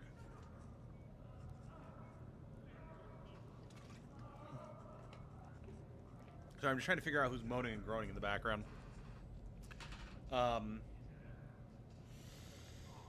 introduce the esteemed tech priest Androvetta Phi, or Pi. She believes she has the right to obstruct the investigation. Oh, God, here we go. She believes she has the right to obstruct the investigation and refuse to grant the enforcers access to the master cogitator. Ma'am, I'm going to ask you to recall, I am the motherfucking rogue trader. And they do whatever I want them to do on my ship. The tech priest lets out an indignant binaric trill. I request that the laywoman's willful activities be halted. She intends to torment the machine spirit of the master worklog cogitator Iota IIIB. The venerable spirit is ill and in no disposition to endure such abuse. It's a machine. How can it be ill? It's a computer. That's not how this works. Well, that's the great part, right? Because AI is banned. It is considered abominable intelligence, not artificial intelligence. So it must only be a machine, right? But it's ill because it's a spirit. Definitely not an AI, but it's not something that we would call an AI because it has a spirit. It's not just abominable. It's like fucking Mechanicum. God. Can we just take a moment to look at the fact that we have a model of our ship in this room and it's 6 foot? That is pretty sick, yes. That's pretty cool. I did just notice that, actually, yeah. Yeah. Oh, God. 40K ships are some of the coolest spaceship designs I've ever seen. They're so great. Just, yep, flying cathedrals, because why not? The spirit is old and quick to anger, therefore calls for a sensitive approach, not a tortuous intrusion by a brutish laywoman. It runs on C++, got it. Since the start of this watch, the spirit has been unwell, so we've been trying to soothe its woes by applying... of course, the sacred unguents. Perhaps even some sanctified oils, Tech Priest Androvetify. Sacred unguents is wild. That's one of my favorite things. Anyone who's familiar with Luton09, the preeminent lore expert for 40K on YouTube, whenever he's talking about the Mechanicus, he's got that very dry British voice, you know, like very, very calm, very sophisticated. But the amount of scathing disgust he puts into that voice when he talks about the Mechanicus and ensuring that they applied extreme amounts of sacred unguents and sanctified oils. It's always so funny. It's one of my favorite things that he does. And I'm so glad to see it show up here as well. The dogma of data recuperative quarantine prohibits any disturbances to blessed machines found to be in such a state. What exactly does this data recuperative dogma prescribe? God. Let no profane hand touch the sacred machine stricken. Let the mechanism be shielded from all worldly troubles by a veil of righteous litany, and let its shrine be thricely honored till the malady is no more. Judging by Ginevri's expression, she would rather have her profane hands touch Androvetify's neck. You know? Fair.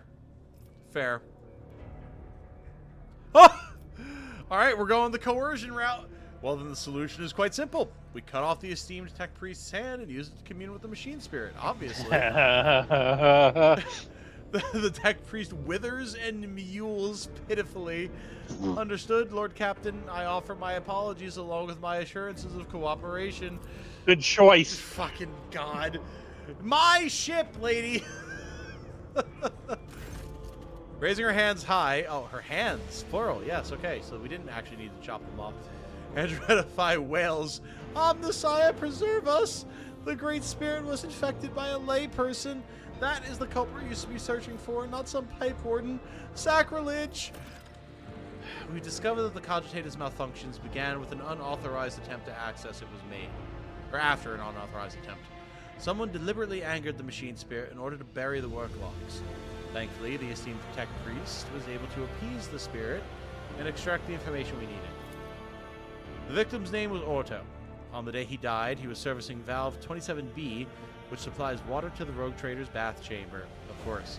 He also had a partner who has yet to appear for duty since the incident occurred. We have a suspect. Alright, did the murderer get to the cogitator too? Impossible. Since the start of the watch, this area has been used as the center of operations. No rabble could have slipped by unnoticed. Moreover, a common pipe warden wouldn't know how to commune with the machine spirit. The murderer had help. Alright, who's the partner? Senior Pipe Warden Gwaden, number SP26855, an 8th generation Pipe Warden. No registered infractions, excellent discipline, perfect work record, an exemplary servant of the Imperium. That Yes, Guido. Got him. Dude, I love these little references to the scale of time in the Imperium. Who is this guy? Oh, he's just an 8th generation pipe warden. This dude's family's been working the pipes on this specific ship for like 300 years minimum. Like, holy shit. You'd think they'd have them fixed. Yeah, you would think, right? Yeah, except whenever you try to fix something that isn't within the 2-meter square block of space you're allowed to be in, some tech priest runs up and is like, "You are offending the tech spirits, please cease immediately." They're sick, they have a cold. Cough, cough. Master at Arms, how do you propose we find our new suspect? Before Sourback can respond, Roco cuts in.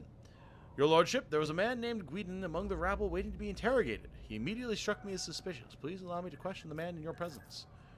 Sourback narrows her eyes, but all she says is, bring him in. Now. Now you have a suspect after we... Oh, he was suspicious the whole time, but I just decided to bring it up now because it looks like he's coming to light. Yep. Yep. God, these people are useless. Yeah, God, Moonlight, you're so right. Or like orc ships are so great. Just like, yep, we're too stupid to realize you can't breathe in space, so may as well get some window space for that lovely solar radiation. And oh yeah, I mean, we don't need to have any sort of like void shield or bubble of reality protecting us, because with the demons come in, well, that's just a good scrap, innit? Like, it's... Yeah, you know, I did say I like Tyranids a lot, but I think orcs might actually be my favorite because they are just so smart that they're stupid, and it's the best thing ever. It really is. You would love playing orcs, dude. They're so much fun. Hey, here's Senior Pipe Warden Gwaden. Before you stands a gaunt man in work clothes. His face is swollen from the bruises, and several of his fingers are broken and sticking out at odd angles. He stares vacantly into the distance with watery eyes. Start talking, you miserable wretch. You tried to kill the Lord Captain, didn't you? Roco grabs the worker by the lapels. Gwen's coat flies open, revealing crude occult symbols painted all over his body. What's this? Heretical brands? Cultist scum. No.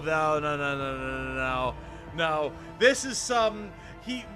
They put the dime bag on him, officer. Like, this is some... Yeah, this sounds like Roco looks like he's looking suspicious.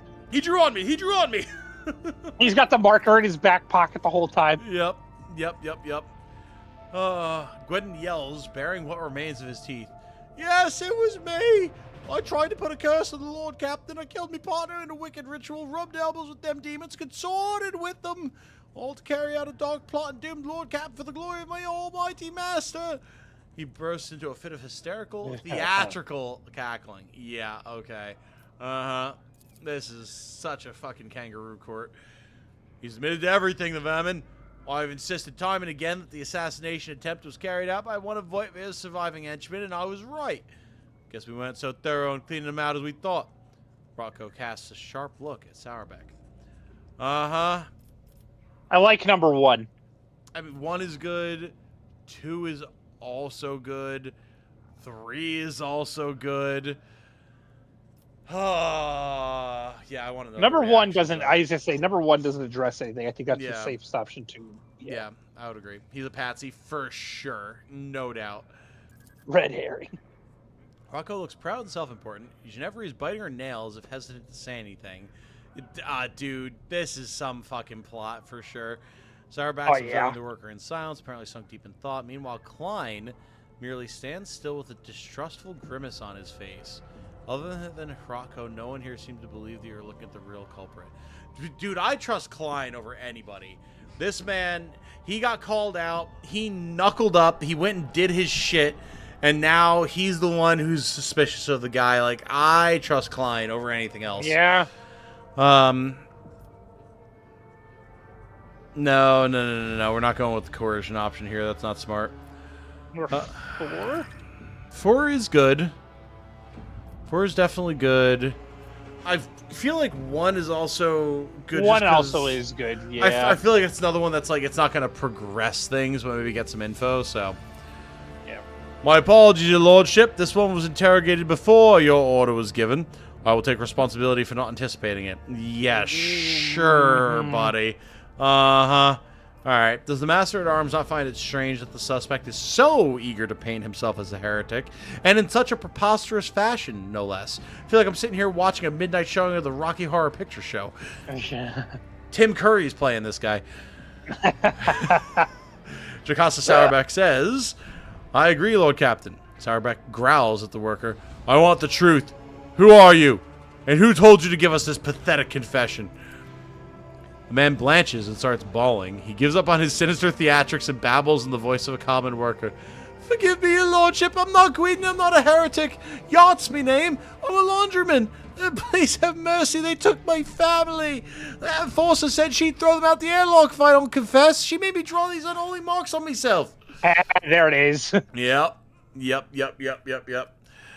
Abelard casts a significant glance in Sourback's direction. He idly thumbs the scroll in his pocket.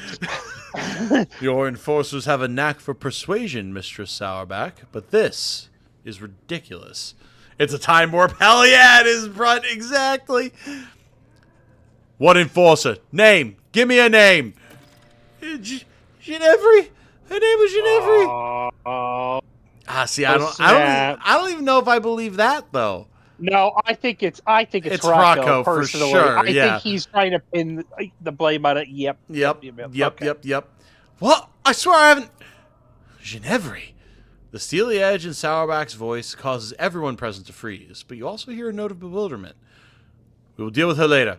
I will handle the search for Guidon myself. Lord Captain, would you have us execute this demon worshipper? Oh, no. Yeah, that's definitely...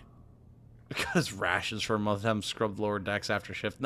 No, he's too deep. Burn him and his family along with him. Be sure to leave him for last. Holy shit. No. Yeah, Ginevri, speak for yourself, please. I've never threatened his family. I certainly did not force him to lie and draw heretical signs. I barely even remember his face. I may have interrogated him beforehand, but it was someone else who put him up to this. I wonder if there's a way to get him away from Roco. We need to do that. Yes. For sure. Absolutely. And yet he knows your name and pointed you out right away. Do you not find that funny? Oh, yeah, like real quick goalpost how would he here. Why would he know her name? Uh-huh. And do you not find it funny that your head is always up your ass, Roco? It's obvious that someone framed her. Hell yeah, right. Klein. Yeah. Klein's the best. Cease this bickering! Sourback's snarl forces the officers to back down. Lord Captain, what we have here is a liar and a well-coached one at that. He will never confess on his own. What do you suggest we do? Offensively take an appetizer, faith chamber people, take a book of Psalms of Praise to like confess. I love that you can just be the fat-ass planetary governor. That is amazing. Holy... Oh my god. Whoa. They're talking about giving him lunch. Hold on. And bandages for his wounds? What does this look like? California? Jesus. Oh my god. I think that's the best option. As ironic as that is, I think that is the best option. No, I mean, I would agree. Absolutely. I mean, as the heretic, I do believe in lunch. A vein swells on Sourback's temple. Should we also grant him a pleasure palace in the spires of Dargonis while we are at it? Lord Captain, I doubt you will get the result you desire, but we will do everything within our power. That sounds like talking back, Sourback. Be very fucking careful.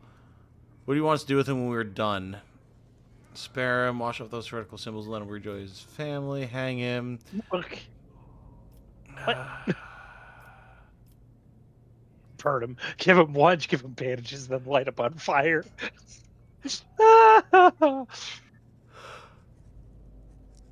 No, I mean, I gotta go with the iconoclast option here. I feel like it just doesn't make any sense to do anything else. It will be done. Yeah.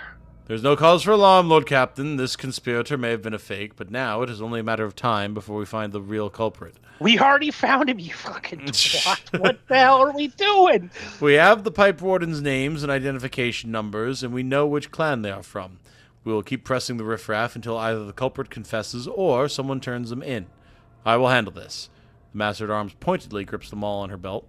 Please enjoy your meal in the interim, Lord Captain. The scoundrel will appear before us soon enough.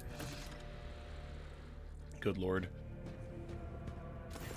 Oh, and yeah, I missed this before because other stuff was going on. Pascal Lefebvre has subscribed. I'm sorry, I'm sure I butchered that. Welcome, thank you. Good to have you here. Hope you are enjoying yourself. Lord Captain, the real Pipe Warden Guidon has been found and is being escorted here as we speak. Are there any remaining questions you wish to address before we hear from Guidon himself? It's real straightforward, yes or no. Yeah, it's about reporting on the results of the additional investigative efforts. Absolutely. Your insightful suggestion helped the enforcers to locate the evidence. In fact, we found a bloody synth coat in one of the vents, a standard issue included in every enforcer outfit on the ship. The interrogation of the detainee Yart had to be suspended. He seems to have gone mad. He just keeps mumbling that it was Ginevri who set him up to lie, and that he must therefore be set free. I doubt we will get anything further out of him, be it with cruelty, kindness, or holy prayer. This concludes my report. Well, obviously someone attempted to mislead the investigation. Undoubtedly. Let us go over the facts we have on the sabotage and compile them. Oh my god, you're dense, man! The body of the deceased was mutilated after death. It is likely that the nature of the injuries would have proven very useful in the investigation, that the perpetrator concealed them for that very reason. You don't say! I never would have guessed! Someone sabotaged the work log cogitator, so it would be harder for us to find the victim's partner, who might have information valuable to the investigation.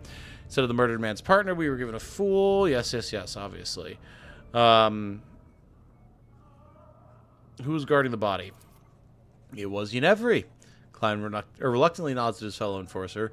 I relieved her when I came to inspect the corpse, which by then had already been cut up. Ginevri nervously adjusts her armor under Sourback's piercing gaze. The corpse was already looking like that when it came under my purview, but I could not get the name of the officer who discovered it. The deck was such a mess that I decided I would deal with it later.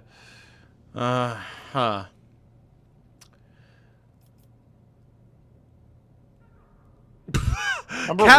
Ginevri, all the evidence points to you. You are charged with sabotage and consequently sentenced to death.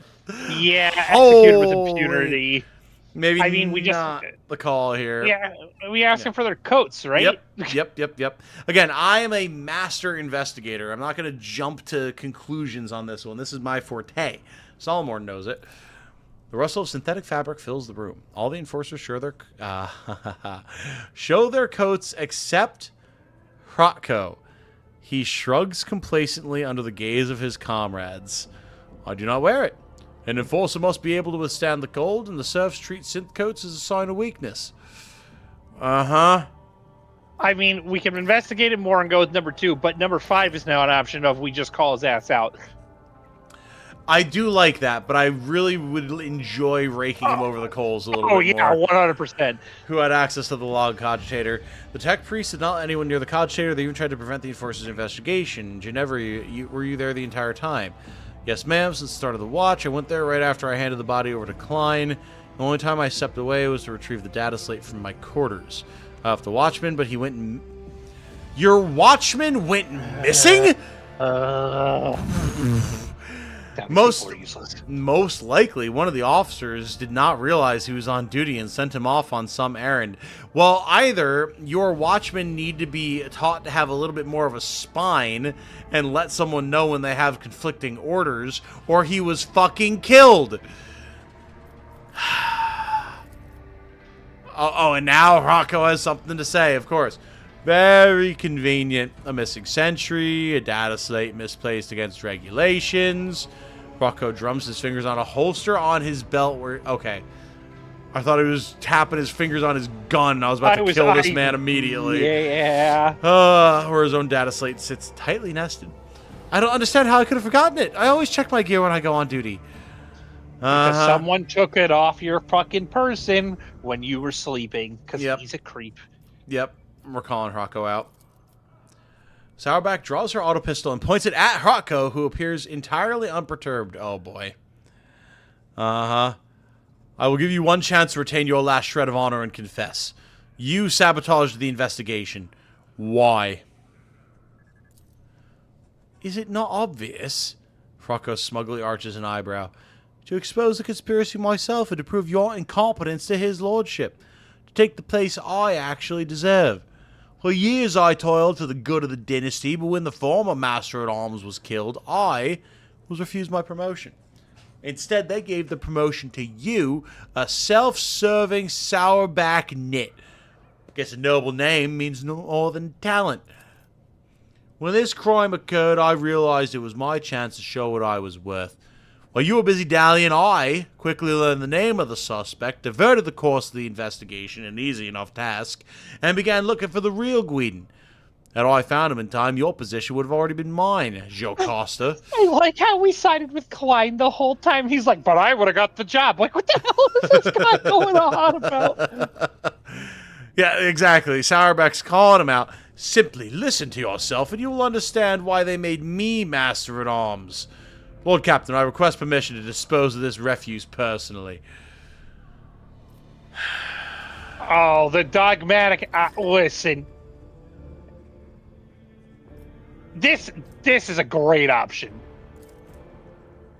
I mean, I do like it.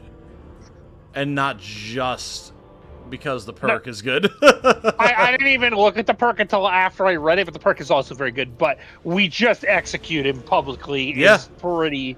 No, I mean, that sounds like the RBD's way to me, man. Absolutely. I mean, you could still rake him over the coals for another... I'm more curious about why he doesn't seem to fear punishment. I'm wondering, you know what, I wonder if he's secretly a servant of, or something, yeah. With all due respect to your lordship, I am an enforcer. I have looked death in the eye, and I will accept your judgment with dignity. There's no bravado in Roco's words, just a dry statement of fact. Okay, well then why were you trying to frame Ginevra?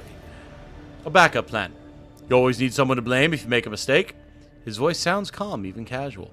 I could have framed Klein, but that young upstart was already galloping through the ranks too fast. It was clearly aiming for my station. Besides, she and her thick-witted subordinates were always right where I wanted them to be. Were you really hoping you could deceive the Master-at-Arms and me? Your dismissive tone makes Roco flinch with indignation. I had every chance, but you were shrewder than I expected. My little trick with the body did work. You still don't know who was behind it all, but I've already figured it out. I had Gwydon... God, doing this voice and actually pronouncing things properly is tough. I hid Gwydon from you by damaging the cogitator and delivering you a fake. An idiot willing to incriminate himself out of fear. I even prepared a contingency plan in case he cracks by making sure you would blame someone else. Yeah, there were a couple of slip-ups, but you must admit, it was a solid attempt overall. Nah, I think we just kill him. I think so. I think he's we just execute done. him. If there was a more brutal option than just public execution, I would say do it. Goddamn.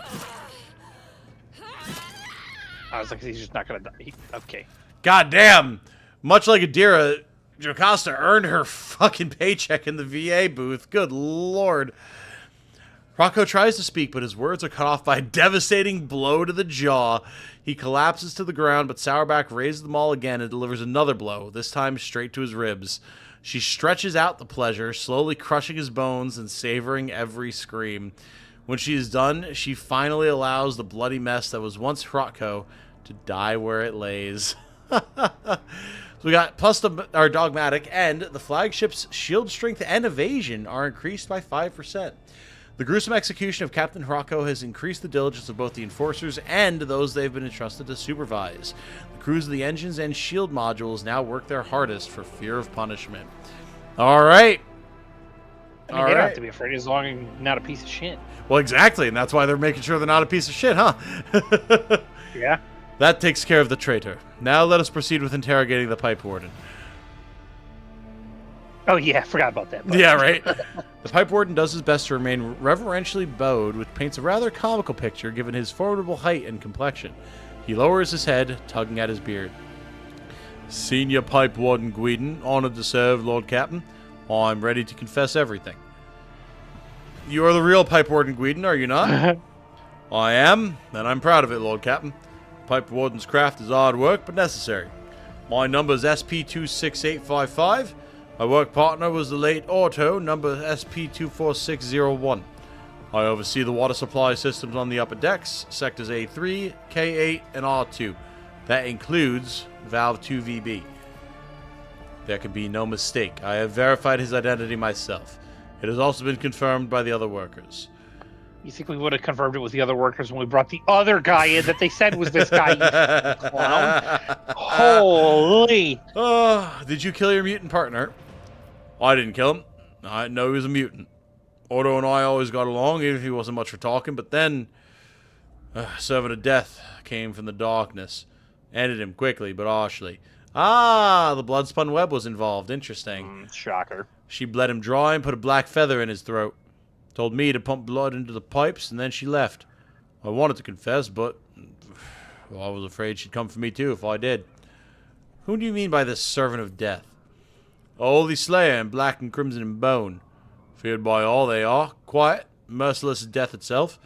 Come from the shadows to kill because the Emperor commands them so. Alright, Cabela, anytime you want to chime in here, sister, we know you're here. Say, this is going to be... So, interesting. Maybe this isn't an Abelard quest. He just has dialogue because of that other quest. Maybe it's I was going to say, this has got to be... It's got to be a Cabela quest, because they wouldn't reference... Because she's part of the DLC, right? So this quest has to be built in with her in mind. Yeah, exactly. You've already met... Thanks, Pete, for the happy birthday. Oh, yes. Very good. You've already met the servants of the Bloodspun Web, Lord Captain. Their grim procession is not one the upper decks will soon forget. Why did you fill my bath with blood? Really all I want to know at this point. All I did is the Servant of Death commanded. She said the Emperor gave the first spinner a sign that your lordship should be bathed in the blood of poor Otto, my partner, and I was scared. So I obeyed. The first spinner. Are you talking about the Vizier of the Bloodspun Web? Go ahead. So do we think that there's like a subsect of the Bloodspun Web that's trying to kill us for some reason, or do we think they're all trying to kill us and Cabela's going to turn on them because they're, trying to kill us? I think it's Secret Option C, and they're just that fucking crazy that this just seems normal to them. And it spawned this whole thing because they're just like, oh yes, of course. The what does she call us? Doman. The Doman would, of course, need to be bathed in blood, so what better time to do it when he was already taking his ablutions? Like, it makes perfect sense from their twisted worldview. Oh, my lord. Yes, that's him. He leads the death cultists who worship the Emperor by killing. The spinners hunt down heretics, but sometimes they take righteous lives, too. Their service is mysterious, fervent, and bloody. If the Vizier ordered it, there must have been a reason. The Undying One must have revealed something to him that we are ignorant of. Alright. Summon the Vizier of the Bloodspun Web. I wish to hear his explanation. As you will, Lord Captain. Your Lordship, if I may ask, what happens to me now? I never meant to anger you. I thought I was doing as the Emperor willed it, but here we are. I'm a simple man. I know pipes. I know I'm a lot better than all this people business.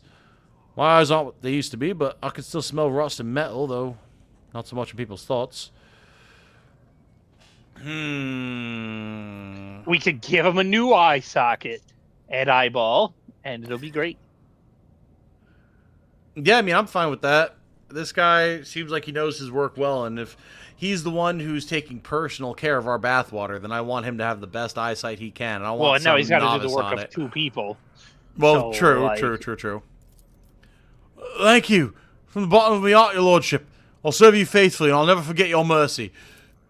I do love that giving him a new eye ocular implant is a positive thing, and this is great. Yep.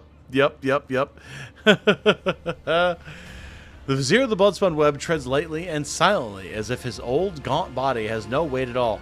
Now, this is funny, because, like, last we talked about him, it was like, he can't leave the temple for he is too old, he is too frail. And yet now, here he is. Yeah.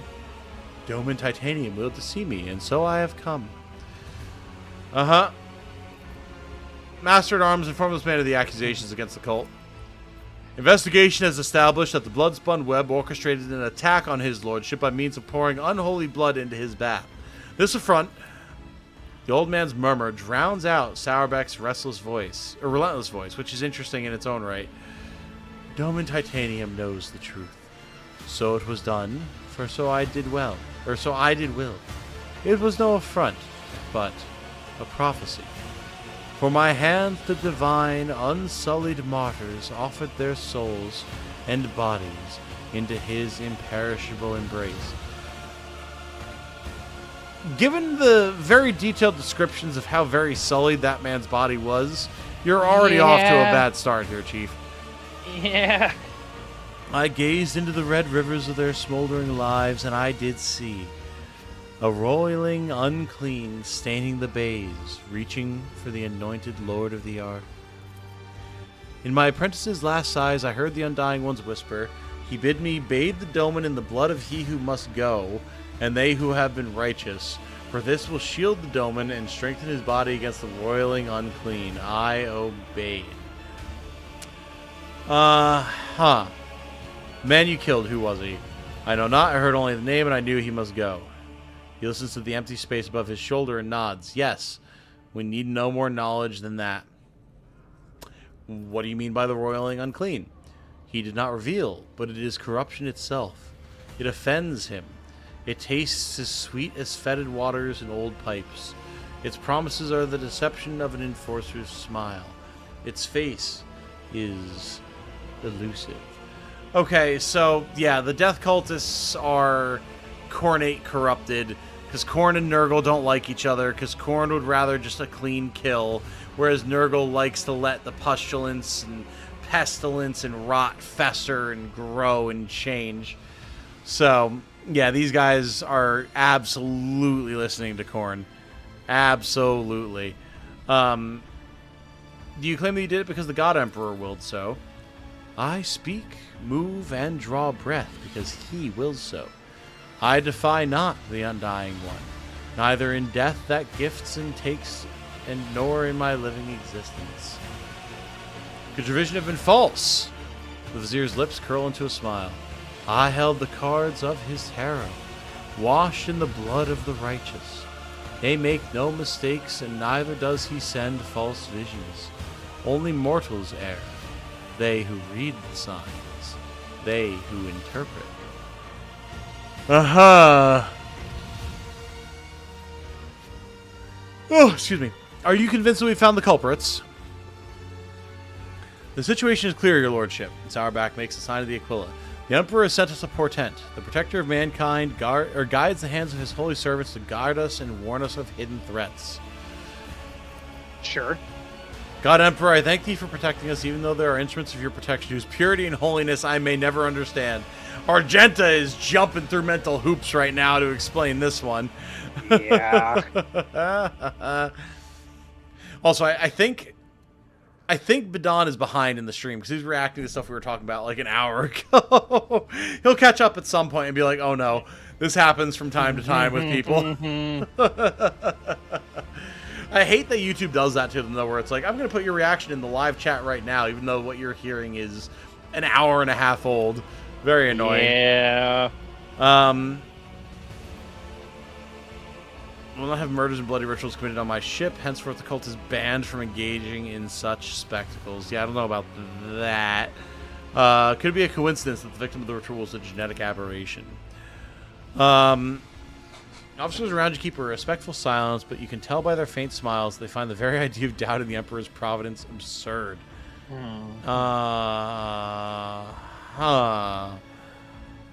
Interesting. Maybe your tales will save you from punishment. I mean, I don't just want to be like, yeah, you're fine. Yeah, I think the number 2 is like the middle ground enough option. Yeah. Before you can finish your sentence, a curved dagger appears in the Vizier's hand. There's a flash of steel in the air, and 5 severed fingers land at your feet. He says, his voice unfaltering, "We have displeased you. We are guilty." His parchment-like skin grows even paler. He carefully bandages his maimed hand, then bows his head low. "It is disgraceful for me to stand before you, Doman. I beg you to accept the cult's apologies. My apologies. I am ashamed." Nice. Interesting. Somebody get this man some Wendy's chili. We got some fingers. Oh, no. Oh, God, no. Be that as it may, we have hit a dead end. We hoped that exposing the culprits would lead us to the aberration's lair.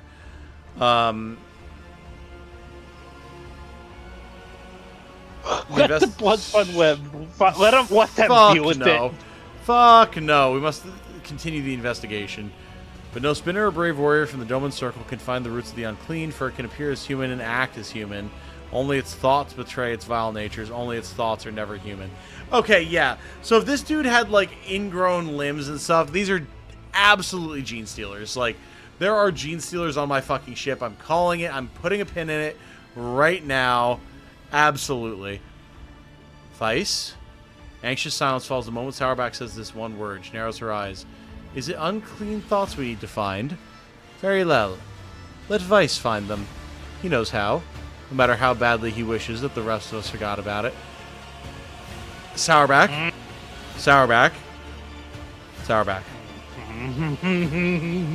Do you mean to insinuate that amongst your command staff, you have been harboring an unsanctioned psyker after you know what we just did to Adira? Benny Zachary is a fearsome hunter. When he hunts the flagship whales, when he thinks my teeth crack, and I can feel pain as if I am young again, but his power is great indeed. He can hunt down our prey. Oh, I like this guy. Let him rip.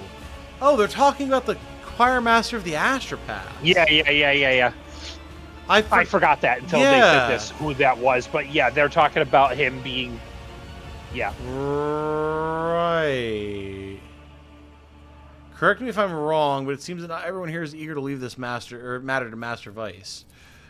I would say the least eager will be Master Vice himself. Last time his efforts caused some severe warp manifestations. Oh, hell yeah, we're here for it. Oh boy, the ritual truly is perilous. Not to put too fine a point on it, Vice nearly destroyed the ship back then.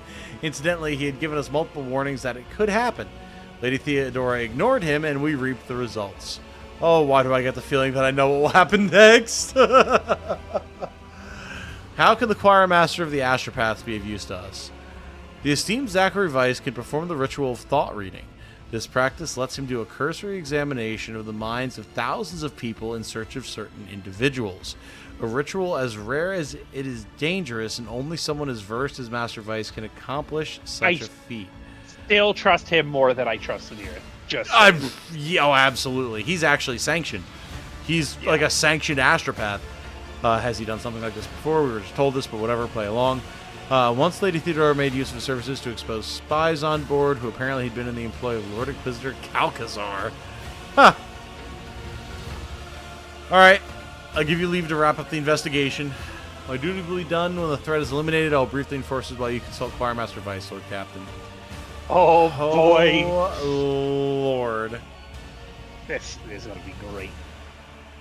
Also, for future reference, Matthew, I don't want to know what the actual persuasions and perspectives of organizations and characters are at the given moment. I assume that I can change things, but I like to take guesses about where they're going without being provided confirmation one way or the other, whether my thoughts are correct or not. I'm just pondering, not looking for direct answers for future reference. Now, we can go and talk to Choirmaster Vice, and then I told Jane I would wrap this up around 11, so we can go chat with him, and then we can probably call this one from here. Yeah, question, where is he? I think we can go to the Astropath Acquirer's room, if I remember correctly. That's probably correct. Because I know I did that in my solo campaign. Yeah, I did forget that that's it. Yes, there we go. Astropath Chapel. Alright, Same people, different people. I might I kind of think... Good. You want to drop... I was going to say, you want to drop... Do we want to keep Cabela? I definitely think we keep Cabela. I was thinking of dropping Solomorn for Cassia, maybe. I mean, that's fair. I was also going to suggest maybe Heinrichs. I mean, Heinrichs could also be good. I mean, I could drop Solomorn and Argenta, and we could grab Cassia and Heinrichs, because I feel like they'll be more likely to have insight into what's going on. Right. And just, you know, being psychers themselves in I figure one fashion Heinrichs or being another. an Inquisitor will be super interested in knowing the ritual of investigating people's minds. And also Sounds- this apparent, like, potential existing corruption amongst the populace. I That will say definitely this gives isn't. me 4 characters to your 2, Oh, here. Let me... which is fine. I mean, you could take whoever. I'll take Heinrichs. Okay, we do have to level people up, which we should probably do too in case we get into combat. Just in case, yeah. Let's see here. Joint offensive, ally coordination. All allies have 25% dodge against attacks made by allies.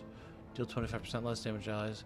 I mean, that's just nice, especially if I'm going to be packing Argento with the heavy bolter, or like Pascal with future plasma rifles. Yeah, I'm going to grab that. That's just good. And we can grab persuasion. And then I have control of him right now, but is there anything in particular that you would like to see on Heinrich? So we have a talent choice. Well, You've got like Psi Resonator that gives you an extra AP back when you use a power through the Cyber Raven. While moving, the Cyber Raven deals 10 warp damage to each enemy it passes through, which is pretty dope. probably grab Psyker Majoris. Oh, can he actually get that at this point? Yeah, he should be able to. Oh, yes, he because I can. got Cool. Minoris last level up, or a couple levels ago. Yeah, we just grab that because he needs it anyway. Dunzo.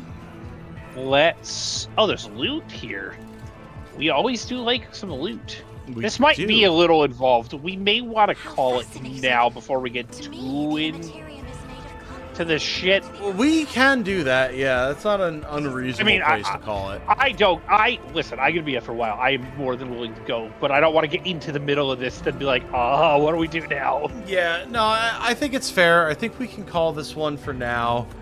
And then when we come back, potentially on Saturday, we have to talk about what our schedules are. But then we can jump right into talking to Choir Master Vice. Because, yeah, more likely than not, this is going to turn into one hell of a thing. And it's close enough to 11 where I'd say it's reasonable to call it. Right. So, Of yeah. course, 10:59. Yeah, me too. Yeah.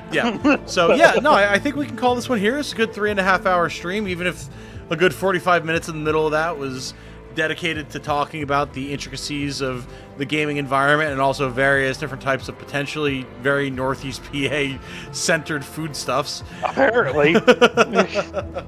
Guys, as always, thank you all so very much for being here. Thank you all for wishing Eric a happy birthday as well. Very, very kind of you.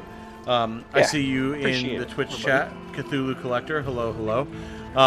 We'll be back very, very soon with more Rogue Trader. And then I'm probably going to work out a schedule with Eric, figuring out, because I want to do Rogue Trader like twice a week and then do one other stream of something else once a week. So we'll get that hashed out and then go from there. There is a ton of cool stuff coming up. A lot of interesting videos, some sponsored stuff, and then I'm actually going to be doing some IRL stuff with some things that are going on, which I will reveal soon. But for now, thank you all so very much for being here, everybody. It's always a pleasure streaming Rogue Trader with you. Eric, thank you for being here and streaming as well, especially on your birthday, sir. I hope that you've had a good time. Yeah, it was a great time. Again, appreciate everybody having me, and keep doing this as long as people keep showing up. Yeah, So, absolutely, which they have been. So for now, Yeah. though, my name has been Tom, otherwise known as Titanium Legman. I hope that you all have a very lovely evening. Stay safe and healthy out there, everybody. And remember, be good to each other, y'all. We'll talk to you soon. Bye for now.